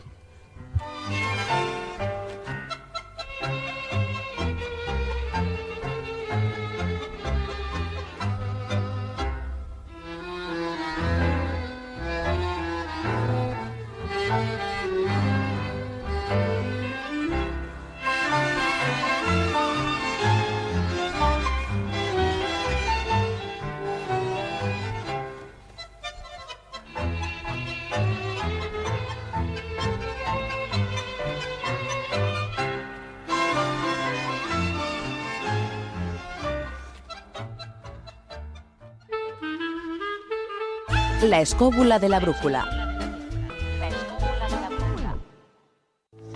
Ciencia con conciencia.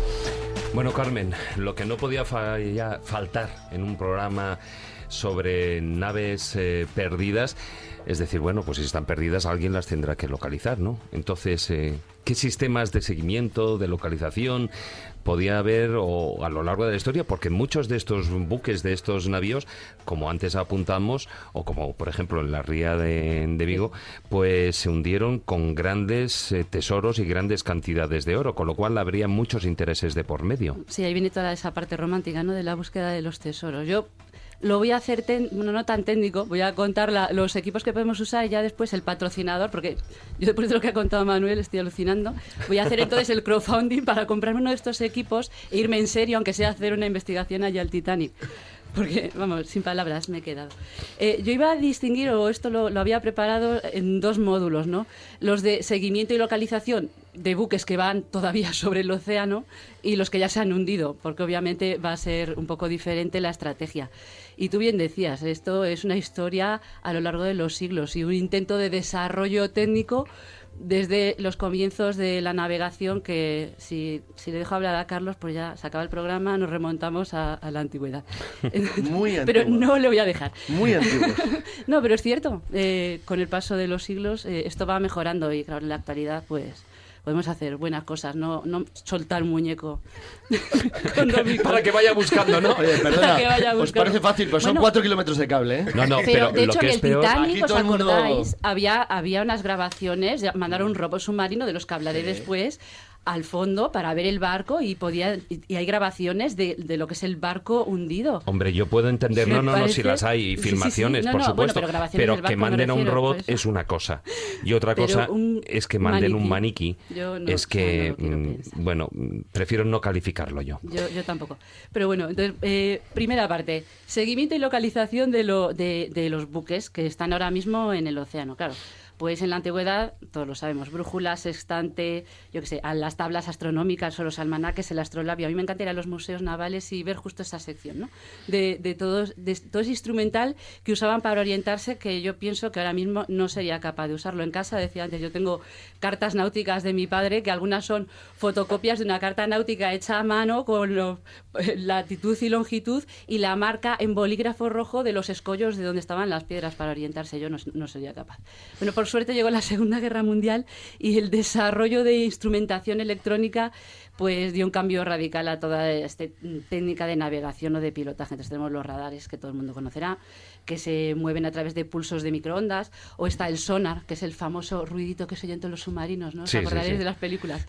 Propagación. Ese usa simplemente la propagación del sonido bajo el agua para navegar, para comunicarte o incluso para detectar objetos submarinos sumergidos, que volveremos aquí cuando hablemos de los pecios o de los buques hundidos. Hombre, yo de todas formas pienso que lo que hoy en día ya todo el mundo está en boga y porque conoce, porque precisamente todos andamos con teléfonos móviles, sistemas más fáciles de seguimiento son los satélites y el GPS. Exacto. Evidentemente. Ahí vamos, tenemos ahora ya los sistemas electrónicos. Están los que emiten ondas electromagnéticas, pero a estaciones terrestres, y los que emiten a los satélites, como tú bien dices. Satélite, lo decimos así en paladín, sería como un espejo no suspendido ahí en torno a la Tierra, recibe las ondas de radiocomunicación y las refleja. El GPS, como tú bien dices, nos sirve para posicionarnos nosotros mismos con nuestro teléfono móvil, o serviría en este caso para posicionar buques. ¿Cómo funciona? Así en resumen, pues tenemos 24 satélites que están girando en torno a la Tierra a una altura, creo que son en torno a 20.000 kilómetros, en unas determinadas posiciones y en órbita que pueda cubrir toda la superficie de la Tierra.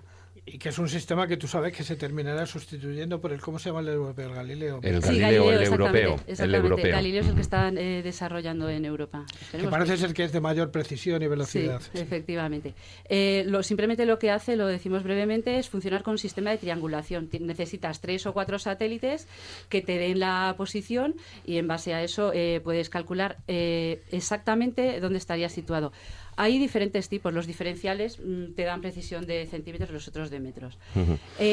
Con los satélites se pueden hacer un montón de cosas y de hecho se están intentando hacer desarrollos para ayudar, por ejemplo, a buscar barcos o aviones que hayan desaparecido en el mar. Esto, de hecho, son estudios muy recientes que proponen la posibilidad, por ejemplo, de usar satélites que ahora mismo simplemente registran la zona de la Tierra para mapear de alguna manera el mar. De manera que tú registras a determinado tiempo en un punto del océano lo que está sucediendo.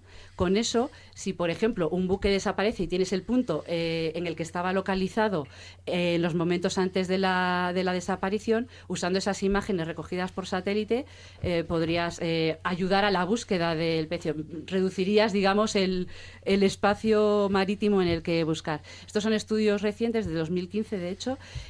Han hecho una prueba muy reducida, proponen que esto parece que puede funcionar y utilizar esos satélites que están ahí para este tipo de cosas.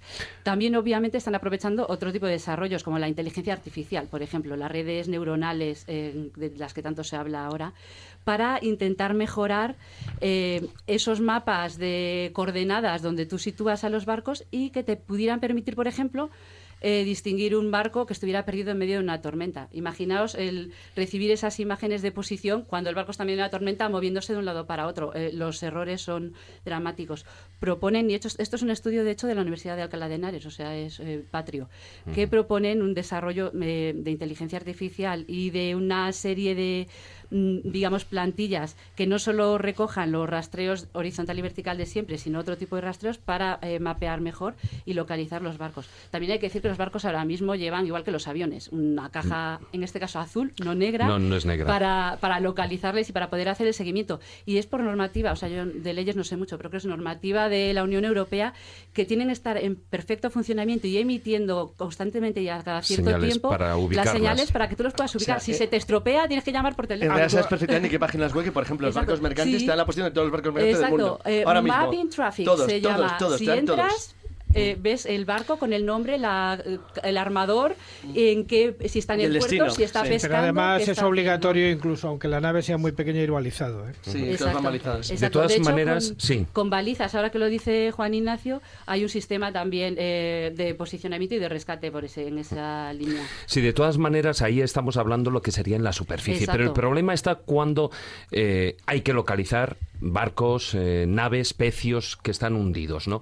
Entonces pues ahí las cosas son muy diferentes. Yo creo que podemos volver al siglo XVI con Cristóbal Colón, porque yo creo que fue un poco el auge de lo que decíamos antes, yo creo que lo comentabas tú, Carlos, el auge de la y con el invitado, con Vicente, de la construcción naval y de las técnicas de navegación y del apoyo tecnológico a esas infraestructuras, pero claro, tantos galeones cruzando el océano y hundiéndose, cargados de tesoros, pues hombre, a todas las monarquías europeas, sobre todo a la corona española, les interesaba conseguir recuperarlos. De ahí que ellos mismos, y a través de la casa de contratación, se promovía cualquier tipo de invento que pudiera ayudar a localizar estos barcos y a recuperar tanto el barco como el cargamento. Aunque la gente no sepa, hay un porcentaje altísimo de tesoros perdidos que se recuperaron. O sea, la mayor parte de los tesoros perdidos del mar se recuperaron. Sí. Se recuperaron en el momento, o sea, los años siguientes. Claro, porque igual se sabía más exactamente dónde había. No, básicamente porque naufragaban contra costas, sobre todo, eran vientos o tempestades. Entonces estaban pues a 10 metros, los veías directamente, los podías recuperar. Evidentemente en el siglo XVI un barco en medio del mar, 4.000 metros, era más complicado. Eso va a ser que no lo recuperabas. Eso yo creo que no habría maniquí, porque en aquella época me imagino que los sistemas iniciales de búsqueda o de localización o incluso para extracción era a través de los buzos. Sí, y lo decía antes, no era el traje de neopreno y la escafandra que todos conocemos de ahora mismo. Eran unos sistemas más rudimentarios. Al principio usaban simplemente pescadores de perlas que estaban acostumbrados a bajar a unos pocos metros, a bucear, a aguantar unos minutos y a recogerlas. Entonces, pero eso pues, es a para pulmón. Naufragios, exactamente. Por supuesto. A 10 metros, pues ahí los soltaban. No solo para eso, de hecho, porque todos los galeones llevaban buzo, no solo para recuperar, sino para calafatear la... Por ejemplo, en la Armada Invencible es espectacular el trabajo que hacen las costas inglesas después de los combates del canal para recuperar las naves antes de la travesía que hacen al norte de Escocia.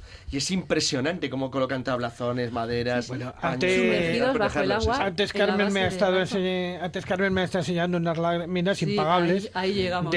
Artilugios, venga, cuéntalo. Porque, de hecho, después de los pescadores de perlas se tenía que inventar un dispositivo, ¿no?, que pudieran mantenerse durante más tiempo. Entonces, lo que os decía antes, inventaron unas campanas en las que se metía el individuo, el aire se lo introducían por fuelles, duraba pues lo justo, bajaban unos minutos, podían hacer lo que necesitaran y volver a subir. Claro, esto no era muy práctico porque aguantaban poco, se morían. Encima no solo eso, el aire viciado porque tú estás respirando dentro. A partir de ahí lo fueron desarrollando. Se inventaron sistemas para introducir el aire, pues digamos como una bomba normal, como hacemos ahora, y no con ese fuelle. O a mí me hace gracia porque nunca lo hubiera pensado, el astrónomo famoso Halley, el que le dio el nombre al cometa, pues también se vio muy interesado con estos temas de lo de bucear, y él fue el que inventa un dispositivo que dura hasta el siglo XVIII, cuando ya se proponen las primeras escafandras. Baja barriles de aire que bajan junto con esa campana y están conectados con la campana a través de un tubo, y entonces puede entrar el aire fresco. Pero no solo eso, él introduce la mejora. Le pone una válvula de manera que cuando entra el aire fresco el viciado sale fuera, con lo cual aguantas más tiempo ahí debajo.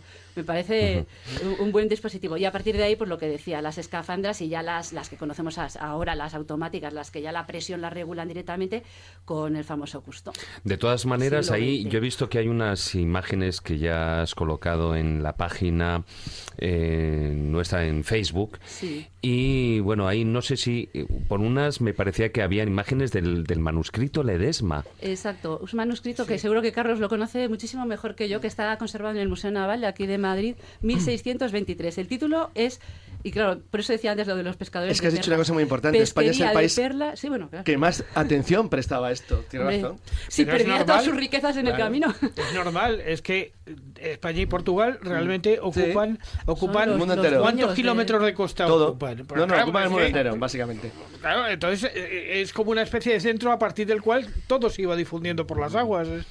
Es lógico. Pues en este manuscrito Pedro Ledesma incluye, y están preciosos los dibujos, las láminas son espectaculares. El manuscrito está disponible online, lo podéis descargar, está digital, las páginas. Entonces propone multitud de diseños, inventos relativos a eso para pesquería, porque se llama pesquería de perlas y salvamento de galeones hundidos en Indias. Pues eso, técnicas para la pesquería, para el salvamento, para recuperación de los galeones hundidos y para buceo. Entonces encontraréis láminas con esa campana que yo os decía, otras con el buzo colgado con el tubo conectado directamente a la barca. Habla de un invento que a mí me parece bastante espectacular para el momento, porque él dice que podías bajar entre 16 y 25 brazas y aguantar hasta 3 o 4 horas ahí debajo. Es que luego tienen un problema no solo con el reciclado del aire, sino también con el problema que genera la presión. Que genera la presión. Y además el problema de encima de cuando tú bajas tierras profundidades, el nitrógeno afecta a tu... Efectivamente, la descompresión de los buceadores, lo que tienes que hacer ahora cuando bajas a 20 metros... Claro, la descompresión no se conocía. Claro, eso no lo desconocían. Pero bueno, y propone pues eso, otros mecanismos para encontrar, pues moverte 100 brazas de fondo. Ahora mismo la braza no sé cuánto es en equivalente pues como un brazo, metros, pero vamos, 100, pues poquito, 100 metros, para intentar localizar navíos o para recuperarlos una vez que ya los habías localizado, para subir el barco hacia arriba.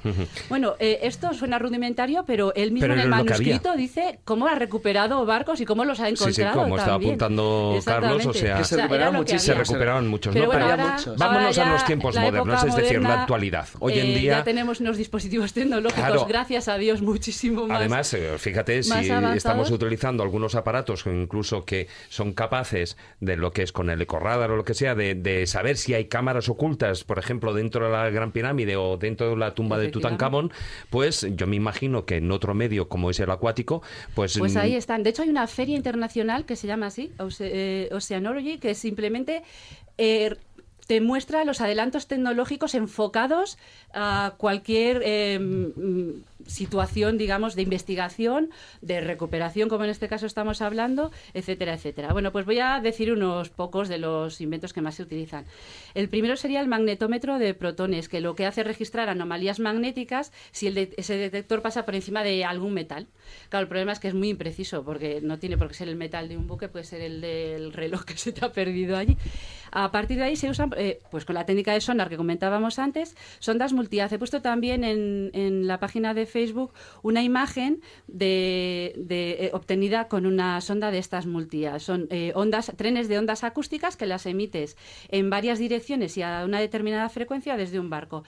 Te permite mapear el fondo hasta una determinada profundidad, se distingue muy bien, es un pecio el que yo he colocado ahí, pero claro, no sabes exactamente si es un barco, si puede ser un accidente del propio lecho oceánico, no se distingue muy bien, pero es que los sonares de barrido lateral, si veis las dos imágenes que he puesto de pecios hundidos en la página de Facebook, es que vamos, es como si le hubiera hecho una foto yo directamente, increíble.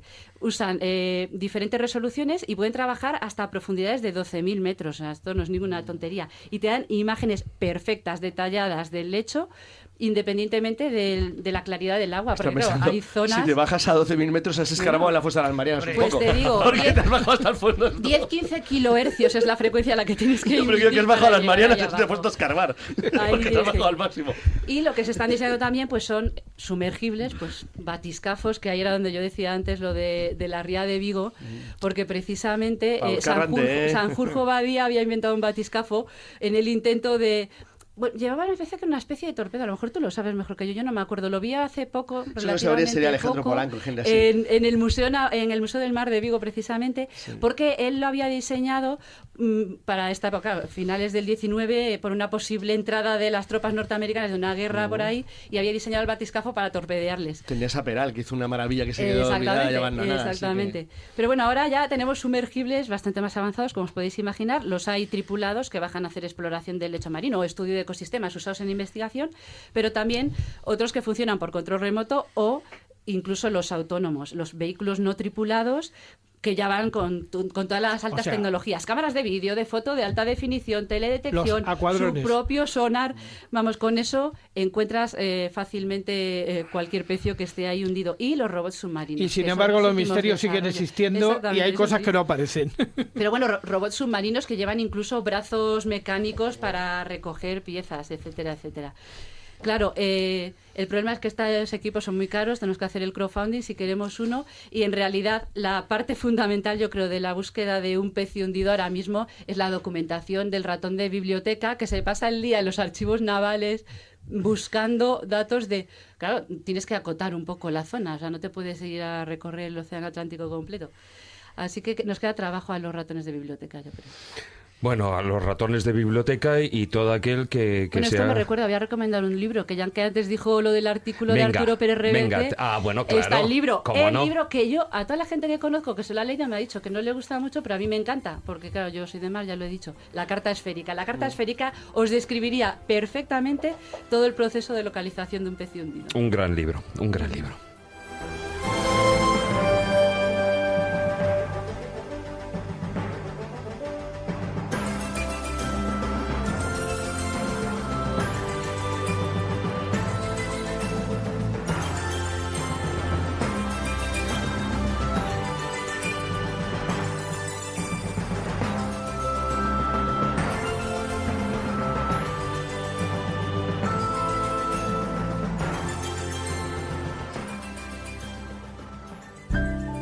La escóbula de la brújula.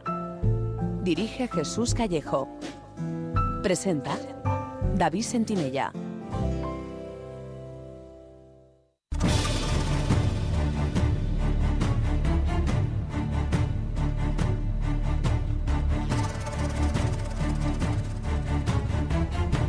Comienza El Filandón.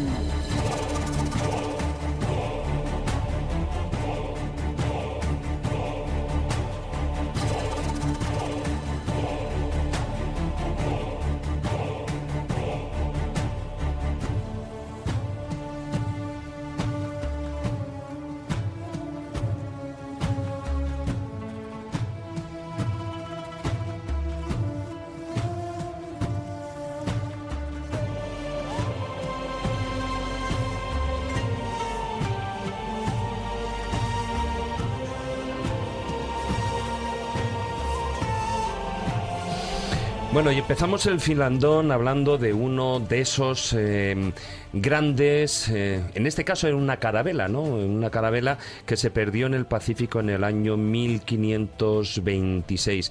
Y posiblemente es uno de los casos más, más interesantes, más conocidos por las hipótesis que hay sobre su desaparición, Carlos. Claro, es la San Lesmes. La San Lesmes es uno de los asuntos más fascinantes de barcos perdidos de la historia. Primero por lo que representa desde el punto de vista del ingenio, la habilidad náutica y la audacia de los navegantes españoles y portugueses, junto a los dos, de principios del siglo XVI y finales del XV. Estamos hablando de un barco que hoy sería un pesquero de bajura, una nave de barco. Un cascarón de nave. Un cascaroncillo. Bueno, tenía 80 toneladas, ¿no? Sí, era un barquichuelillo que se perdió en las costas cercanas a Nueva Guinea, al otro lado del planeta. Entonces, realmente, llegar hasta allí con algo así, hay que echarle. Era uno de los barcos de la expedición de Jofre de Loaysa. El objetivo suyo... Vamos, ni que fuera la Tonquiqui. No, ya quisiera con él, por favor. O sea, esto era mucho más importante y navegó muchísimo más lejos y en condiciones muchísimo peores. Y además, sobre todo, sin saber dónde iba. Porque la Conriqui sí sabían dónde iban. Ese detalle parece una tontería, pero no lo es. Es decir, en realidad la expedición de Jofre de Loaysa no sabía exactamente dónde iba, simplemente intentaban alcanzar las Molucas por el lado de la demarcación de Castilla. A ver, esto es un tema interesante. Cuando en Tordesillas se divide el mundo en dos, entre España y Portugal, en la marcación los castellanos tienen dudas desde el viaje del Cano y Magallanes. Cuando Magallanes y el Cano llegan a las llamadas Islas de Poniente, lo que son las Filipinas, y muere allí Magallanes, sospechan los cosmógrafos, o sea, a la llegada del Cano a España, que la línea de marcación cubre las Molucas, que eran las islas más ricas del mundo, porque era la fuente de las especias, de la especiería, claro, que estaba en la demarcación castellana. Pero los portugueses obviamente lo negaban, con lo cual Portugal da la orden de destruir cualquier nave extranjera que se aproxime por cualquier punto hacia la zona de lo que era su emporio comercial, porque no había nada más rico en el mundo en aquel entonces que eso. Pero estamos hablando de barquichuelos enanos en el otro lado del planeta en 1526. Cuando los barcos, y mira, aquí voy a dar una cosa a favor de España y Portugal, cuando un barco inglés o portugués o francés no pasaba de San Vicente, o sea, nada, no iban a ninguna parte. Y estábamos al otro lado del mundo. Claro, estamos hablando de que la San Lesmes se hizo en España. Claro. Y se la llevaron para allí. Es claro. que... Esto es importante. Entonces, estamos hablando de que no tenían, digamos, creación, no tenían los... No, todavía no. Luego se los astilleros para hacerlo en Claro, otra luego parte. se construyeron en América para intentar navegar hasta Filipinas y Asia. Pero entonces no iba solo, iba con... No, iba un grupo, era la expedición de Jofre de la Isla, claro. Entonces, él se pierde en una tempestad. Entonces, durante siglos, porque la palabra es siglos, no se supo que había sido ese barco. Lo que ocurre es que la San Lesmes está vinculada, ya sea por la teoría de Langdon o por la teoría, hay varias teorías muy interesantes, con la posibilidad de que la San Lesmes llegara hasta el sur de Australia. Durante muchísimo tiempo, investigadores anglosajones y franceses han ido haciendo una investigación muy seria y muy sofisticada sobre los posibles rastros de presencia española en las costas australianas, pero cuando hablo de las costas australianas, hablo desde las cercanías de Sydney hasta el norte, hasta el estrecho de Torres. Y es más que probable que la San Lesmes fuera recorriendo la costa hacia el norte, siendo finalmente destruida por los portugueses cerca de Timor. ¿Por qué se sospecha eso? Pues por un mapa, es una historia de cartografía interesantísima, se llama la Carta del Delfín. Una carta francesa de mediados del siglo XVI en la cual hay referencias a una tierra a la que llaman Java la Grande, al sur de Timor. Entonces parece ser que los portugueses, antes de matar a la tripulación de San Lesmes, obtuvieron información sobre tierras que había más allá del estrecho de Torres. Es decir, sobre la posibilidad de la existencia de un continente que mantuvieron oculto para que no llegara ninguna otra potencia extranjera. Realmente, si eso fue así, es decir, también es una gran desgracia la de los tripulantes de San Lesmes acabar muertos cuando ya habían salvado, en cierto modo, su vida por haber llegado a aguas donde ya había barcos europeos. Pero fíjate, historia más desconocida y más oscura, la de barcos pequeñitos, enanitos, persiguiéndose y combatiendo en el otro extremo del mundo para evitar guardar secretos que se consideraban secretos de Estado y que ni Castilla ni los portugueses querían que el resto del mundo conociera.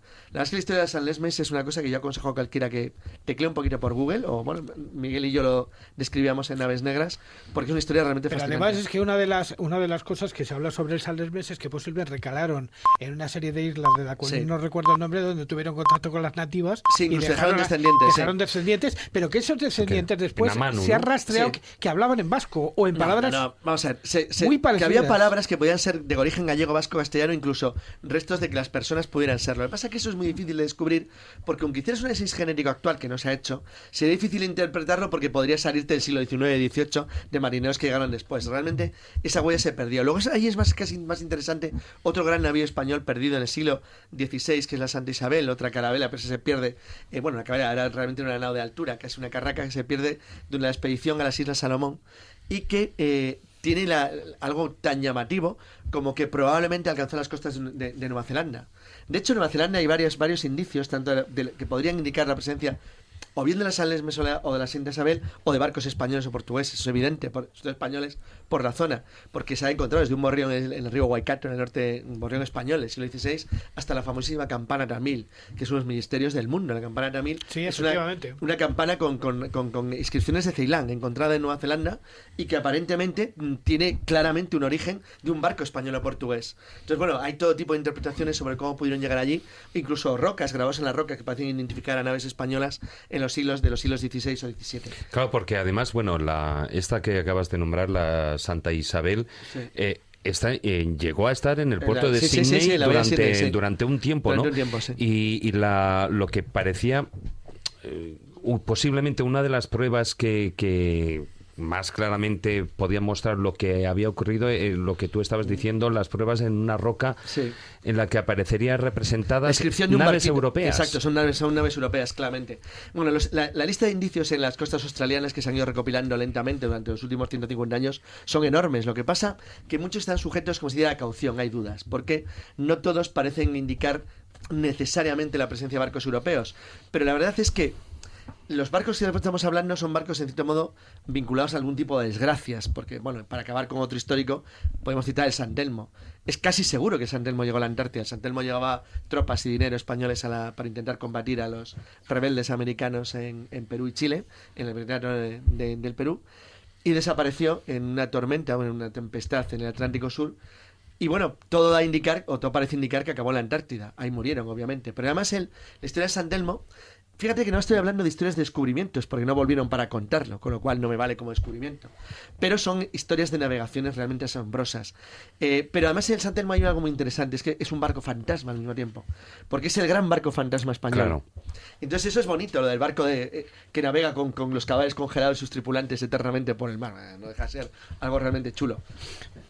Hombre, y además que, bueno, quedó como anclado, porque la historia del San Telmo es como que quedó anclado dentro de un iceberg. Aparentemente, esa es la historia de la fantasía, aparentemente por lo que descubrieron un navegante inglés que llega 2 años después de la desaparición.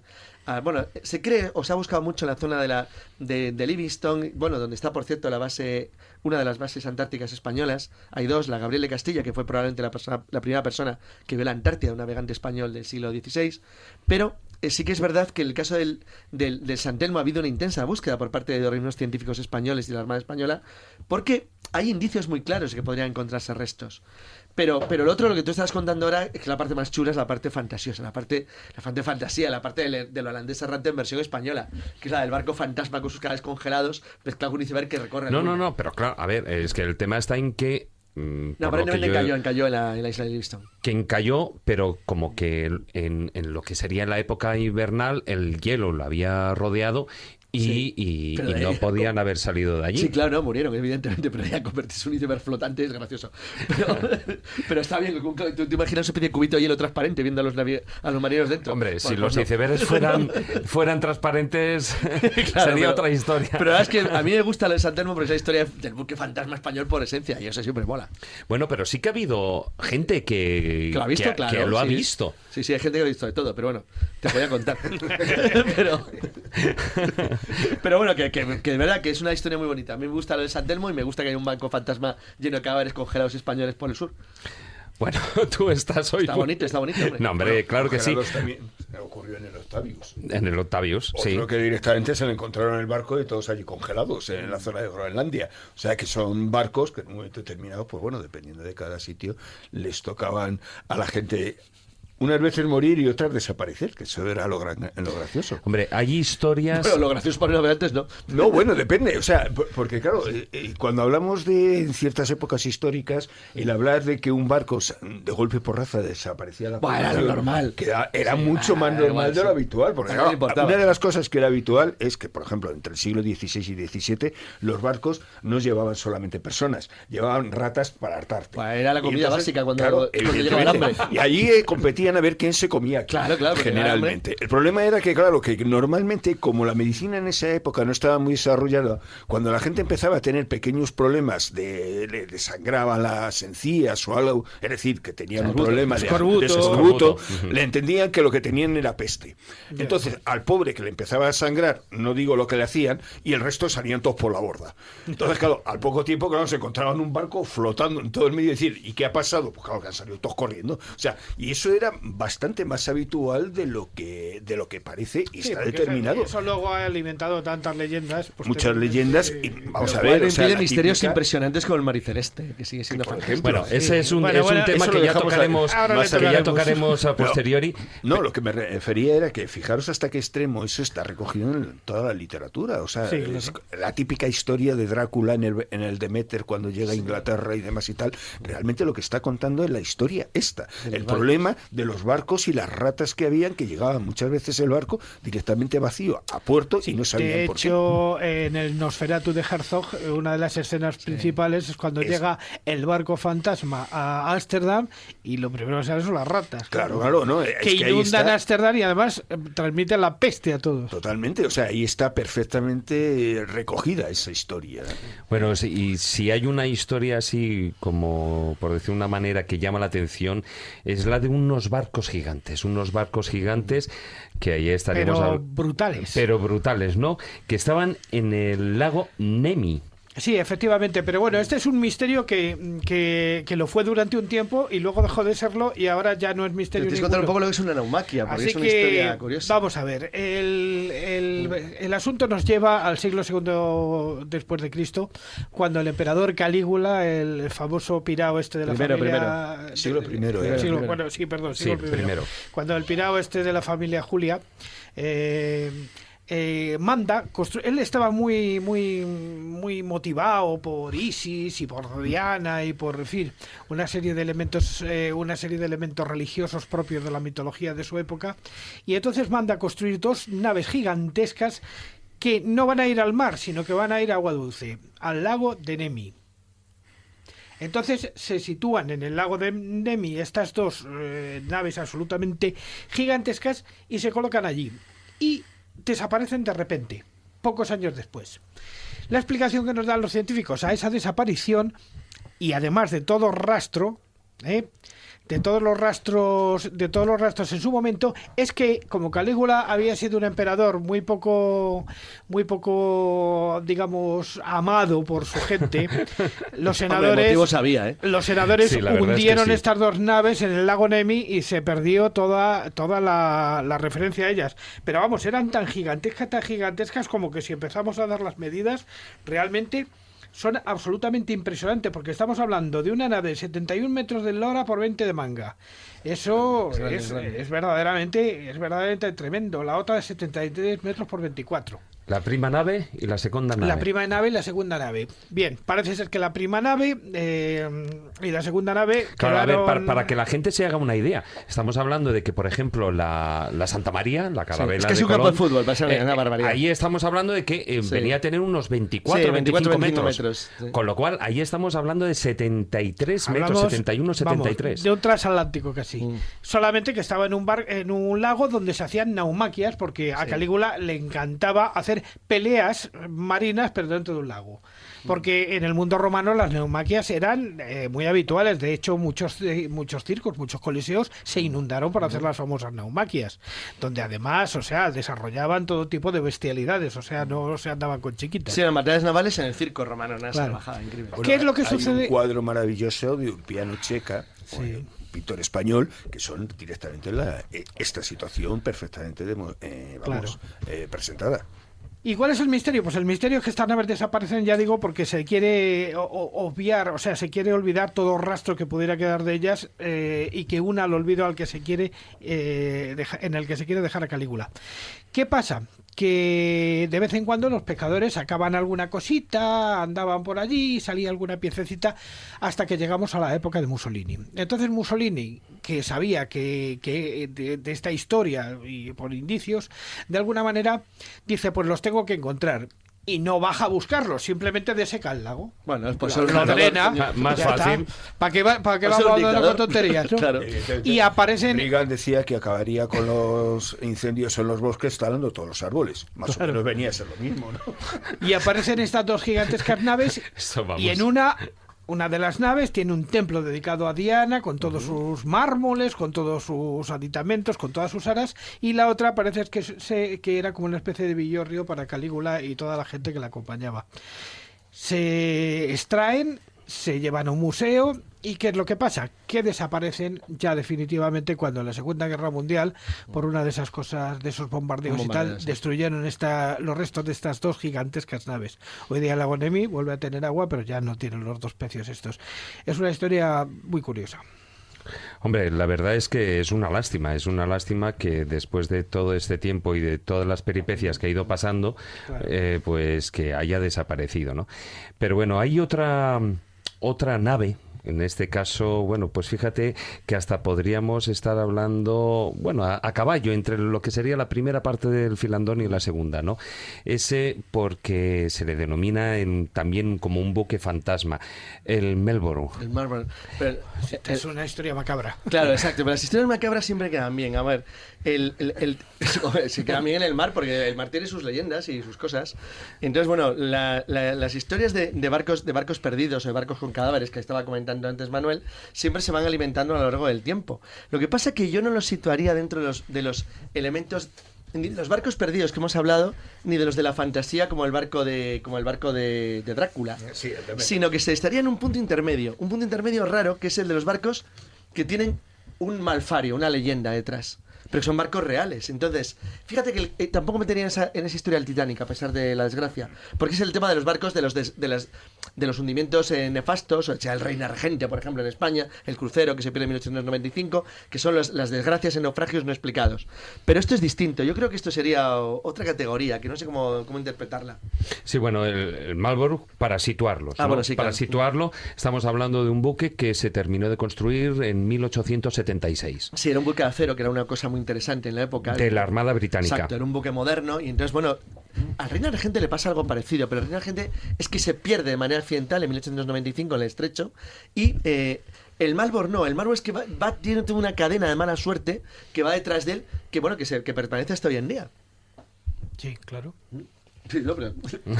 Sí, bueno, por ejemplo, una de las cosas que ya en principio lo consideran como tú decías, de ese buque o barco con Malfario, es que en una de sus primeras travesías, si no recuerdo mal, pues ya hubo varias epidemias de sarampión y murió gente. Sí, bueno, es que los barcos, evidentemente es un micromundo en el que pueden suceder todo tipo de cosas. Pero hablamos del siglo XIX ya. Sí, no, pero incluso del siglo XIX. Pero ¿qué es lo que le da el morbo al Marlborough? Le da el que desaparece durante una serie de años y de repente vuelve a aparecer, y es cuando se comprueba que están todos muertos allí, y además años. que el capitán está atado al timón. Sí. O sea, y que eso es lo que le hace raro. Y le lleva ya a estos barcos legendarios. Que yo, fíjate, añadiría dos que son muy parecidos ingleses. El Erebus del Terror, de la expedición de Frank, porque es tremenda la historia de la desaparición de los dos barcos en la Bahía de Fin, en Canadá, buscando el paso del noroeste, el último intento de paso del oeste, donde ahora se cree, fíjate que se envenenaron los tripulantes porque las latas de conserva que llevaban, es la primera expedición del mundo que lleva la comida en conservas, en latas. Pero por alguna razón, que ahora parece que se aleja de la lógica, diseñaron un magnífico sistema de cierre, pero no una llave para abrirlas. Ajá, entonces, la contaminación parece que, bueno, son interpretaciones, porque ya sabéis que hay toda una leyenda sobre lo que pudo ocurrir con la tripulación, lo de los cráneos encontrados, con los cerebros vaciados, otra historia demencial del mundo de Cumanek, pero sí que es fantástico porque, bueno, hay una novela, una novela sobre la propia historia de los barcos y la extraña entidad que parece que va amenazando a los supervivientes, que no deja de ser una cosa bastante curiosa, pero sí que es curioso que ahora lo que se cree es que se contaminaron por el plomo de los cierres de las latas. Directamente. Sí, desde una especie de botulismo, una especie de cosa rara que los envenenó y les produjo... Hombre, si era plomo, sería algo parecido al cardenillo, claro. Pero realmente... Pero que el historia de no es la tiene misma. nada que ver. Una cosa es el cardenillo, que eso te sale a partir de, sobre todo, del cobre, cobre, del latón. pero el latón y el plomo, el problema que tienen es que producen una afectación directa de la persona, te afecta a nivel del sistema nervioso, y eso va a crear directamente un problema, que la gente empieza con alucinaciones, empieza con toda una serie de circunstancias que no son capaces de entender qué les está ocurriendo. Entonces, claro, en un espacio cerrado, un montón de gente en ese estado, puede pasar cualquier cosa. En relación a los tiempos modernos, curiosamente, durante la última mitad del siglo XX, y bueno, básicamente la última mitad del siglo XX, los grandes buques misteriosos son los submarinos nucleares desaparecidos, tanto norteamericanos como rusos, bien conocido el caso del Kursk, ya, claro. pero realmente son los que se han convertido en el gran misterio, porque debido a que eran buques muchas veces con armas nucleares o con capacidad de llevar misiles balísticos intercontinentales, son secreto de Estado. Claro, se han mantenido como secretos, con lo cual muchas de las apariciones están rodeadas de un enorme misterio. Entre otras cosas, eso porque llevaban armas nucleares. Pero claro, pero lo que realmente alimenta el legendario y lo que realmente alimenta ese morbo fantasmal es que el barco te apareja al cabo de una serie de años. 23 años del Marlborough. Exactamente. Claro. El famoso caso del Mar Celeste, que es un caso total, que es absolutamente sigue sin espectacular. resolverse, es espectacular. No, a pesar de todas las teorías que se han dado... Mucha gente dice que sí. De todas maneras, eso lo hablaremos ahora a continuación, cuando hablemos de esos otros barcos como más míticos y rodeados de toda una aureola fantasmagórica, ¿no? Pero bueno, ¿queréis apuntar algún otro barco?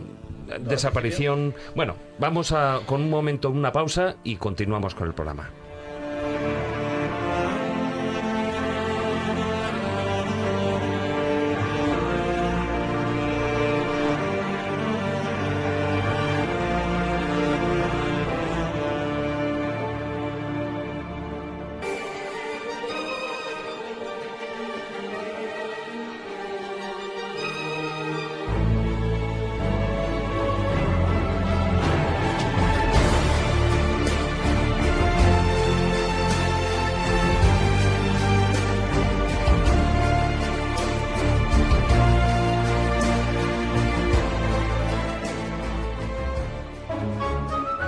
La escóbula de la brújula. Dirige Jesús Callejo. Presenta David Sentinella.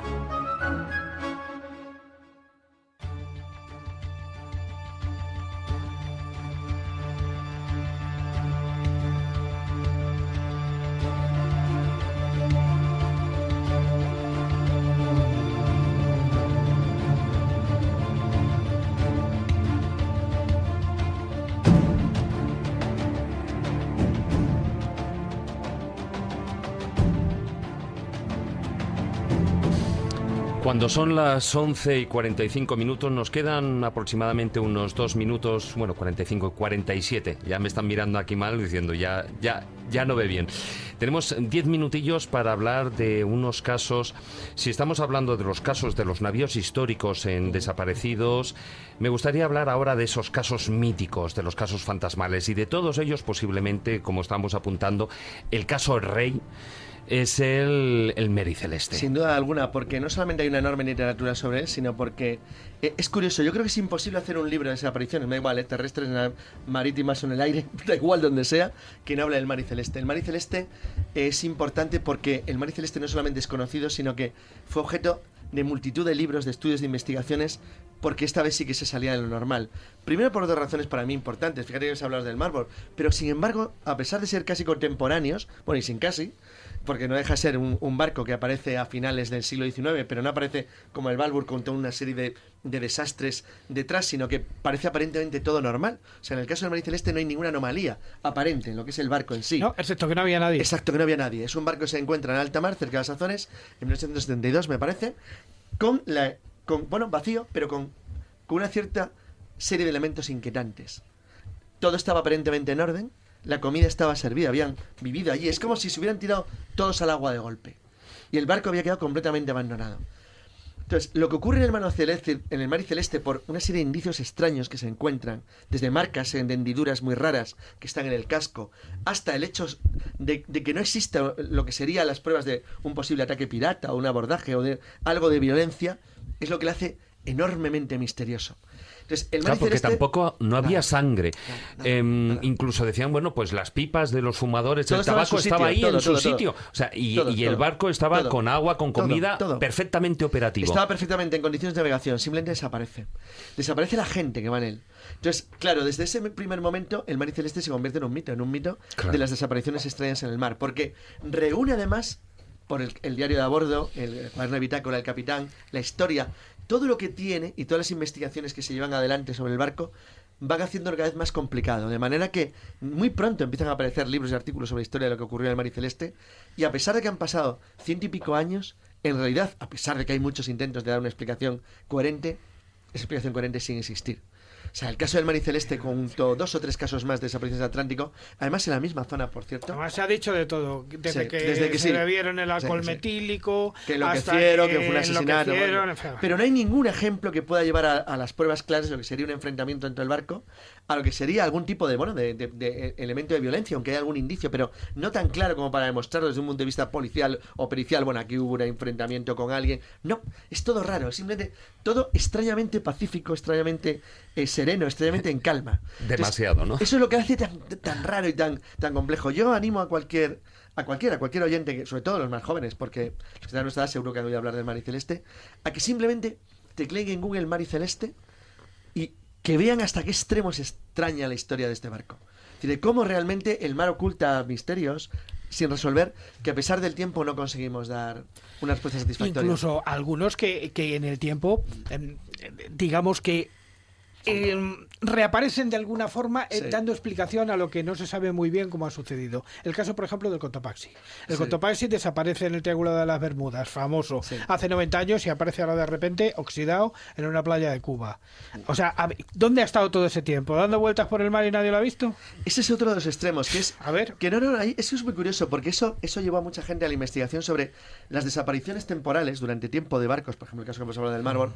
En un caso muy curioso, que fue un secuestro que ocurrió en los años 60, una acción contra la dictadura portuguesa Salazar, que es el caso famosísimo de un barco que desapareció durante días sin que ni siquiera, estamos hablando ya de la época que, no, los satélites no eran como ahora, pero había un sistema de vigilancia marina muy serio y muy complejo, y el barco pudo escapar durante tiempo a toda la colonización, es decir, el mar es muy grande.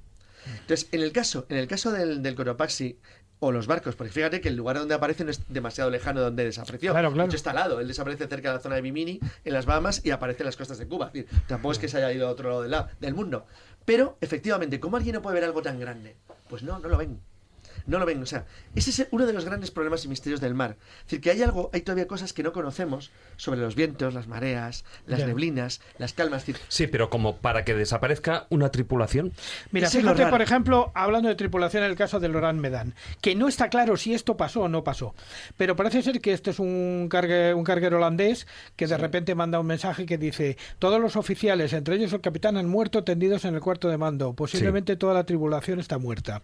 Inmediatamente después él manda un mensaje diciendo que él también se muere. Y cuando se llega al barco, no hay nadie. Todos están muertos, con los ojos abiertos y expresiones de horror. Bueno, y no se encuentra violencia ni absolutamente nada. Se habla de una intoxicación.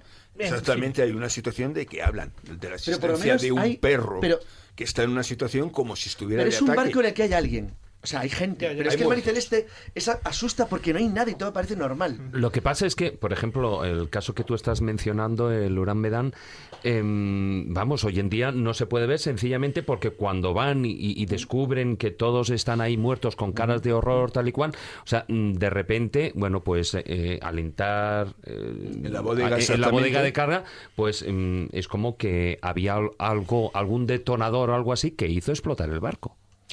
No, tampoco exactamente. No, si es que lo que no se sabe si esto ha pasado realmente, o es una leyenda urbana. Parece una leyenda urbana. Esto es como las famosas leyendas urbanas, por ejemplo, españolas de los barcos del arroz.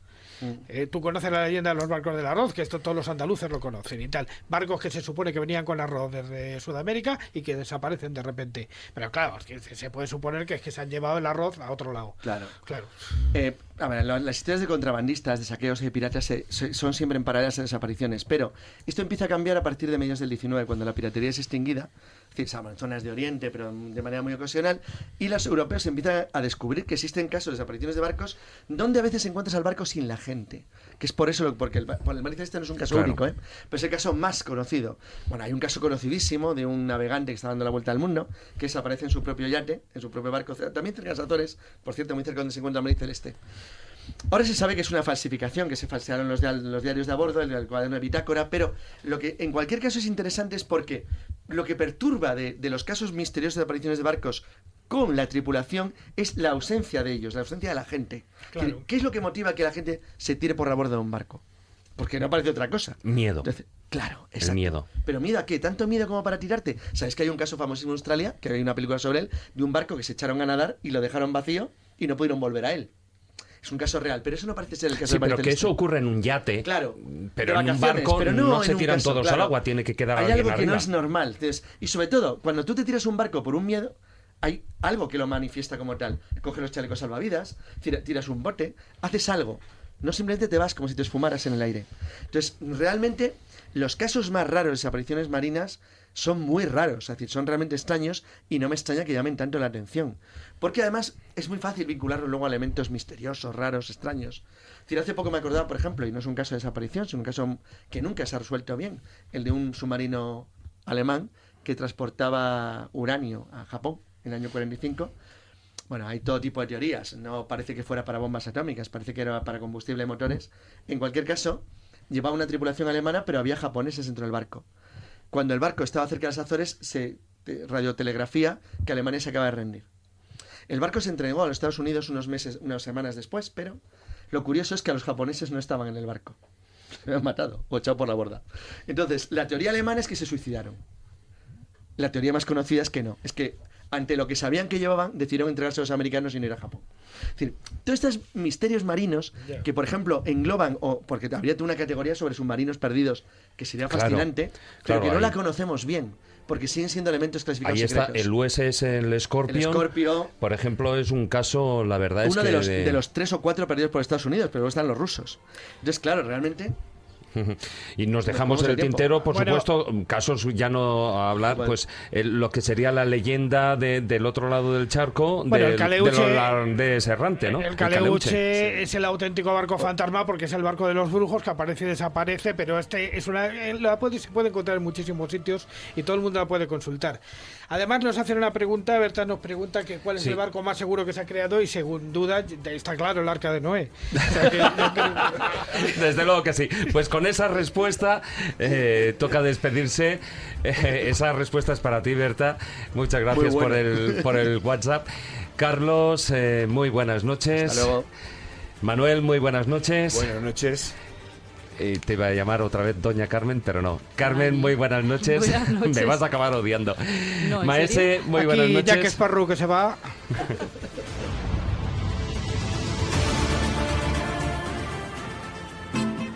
La escóbula de la brújula. La escóbula de la brújula.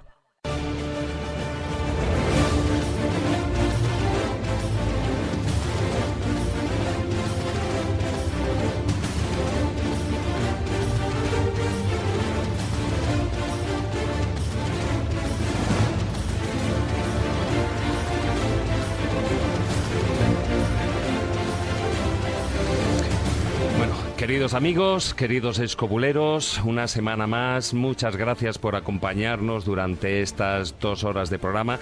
Esperamos que las hayáis disfrutado y como se suele decir, y sin salpicar, a pesar de estar en los fondos marinos. Rápidamente os recordamos nuestra página web, laescobula.com, y nuestra presencia en las redes sociales. En Facebook, la página oficial, La Escóbula de la Brújula, y en Twitter, nuestro perfil es @escobuleros. Queridos amigos, muy buenas noches. Tratad de ser felices e ilustraos. Hasta la próxima semana.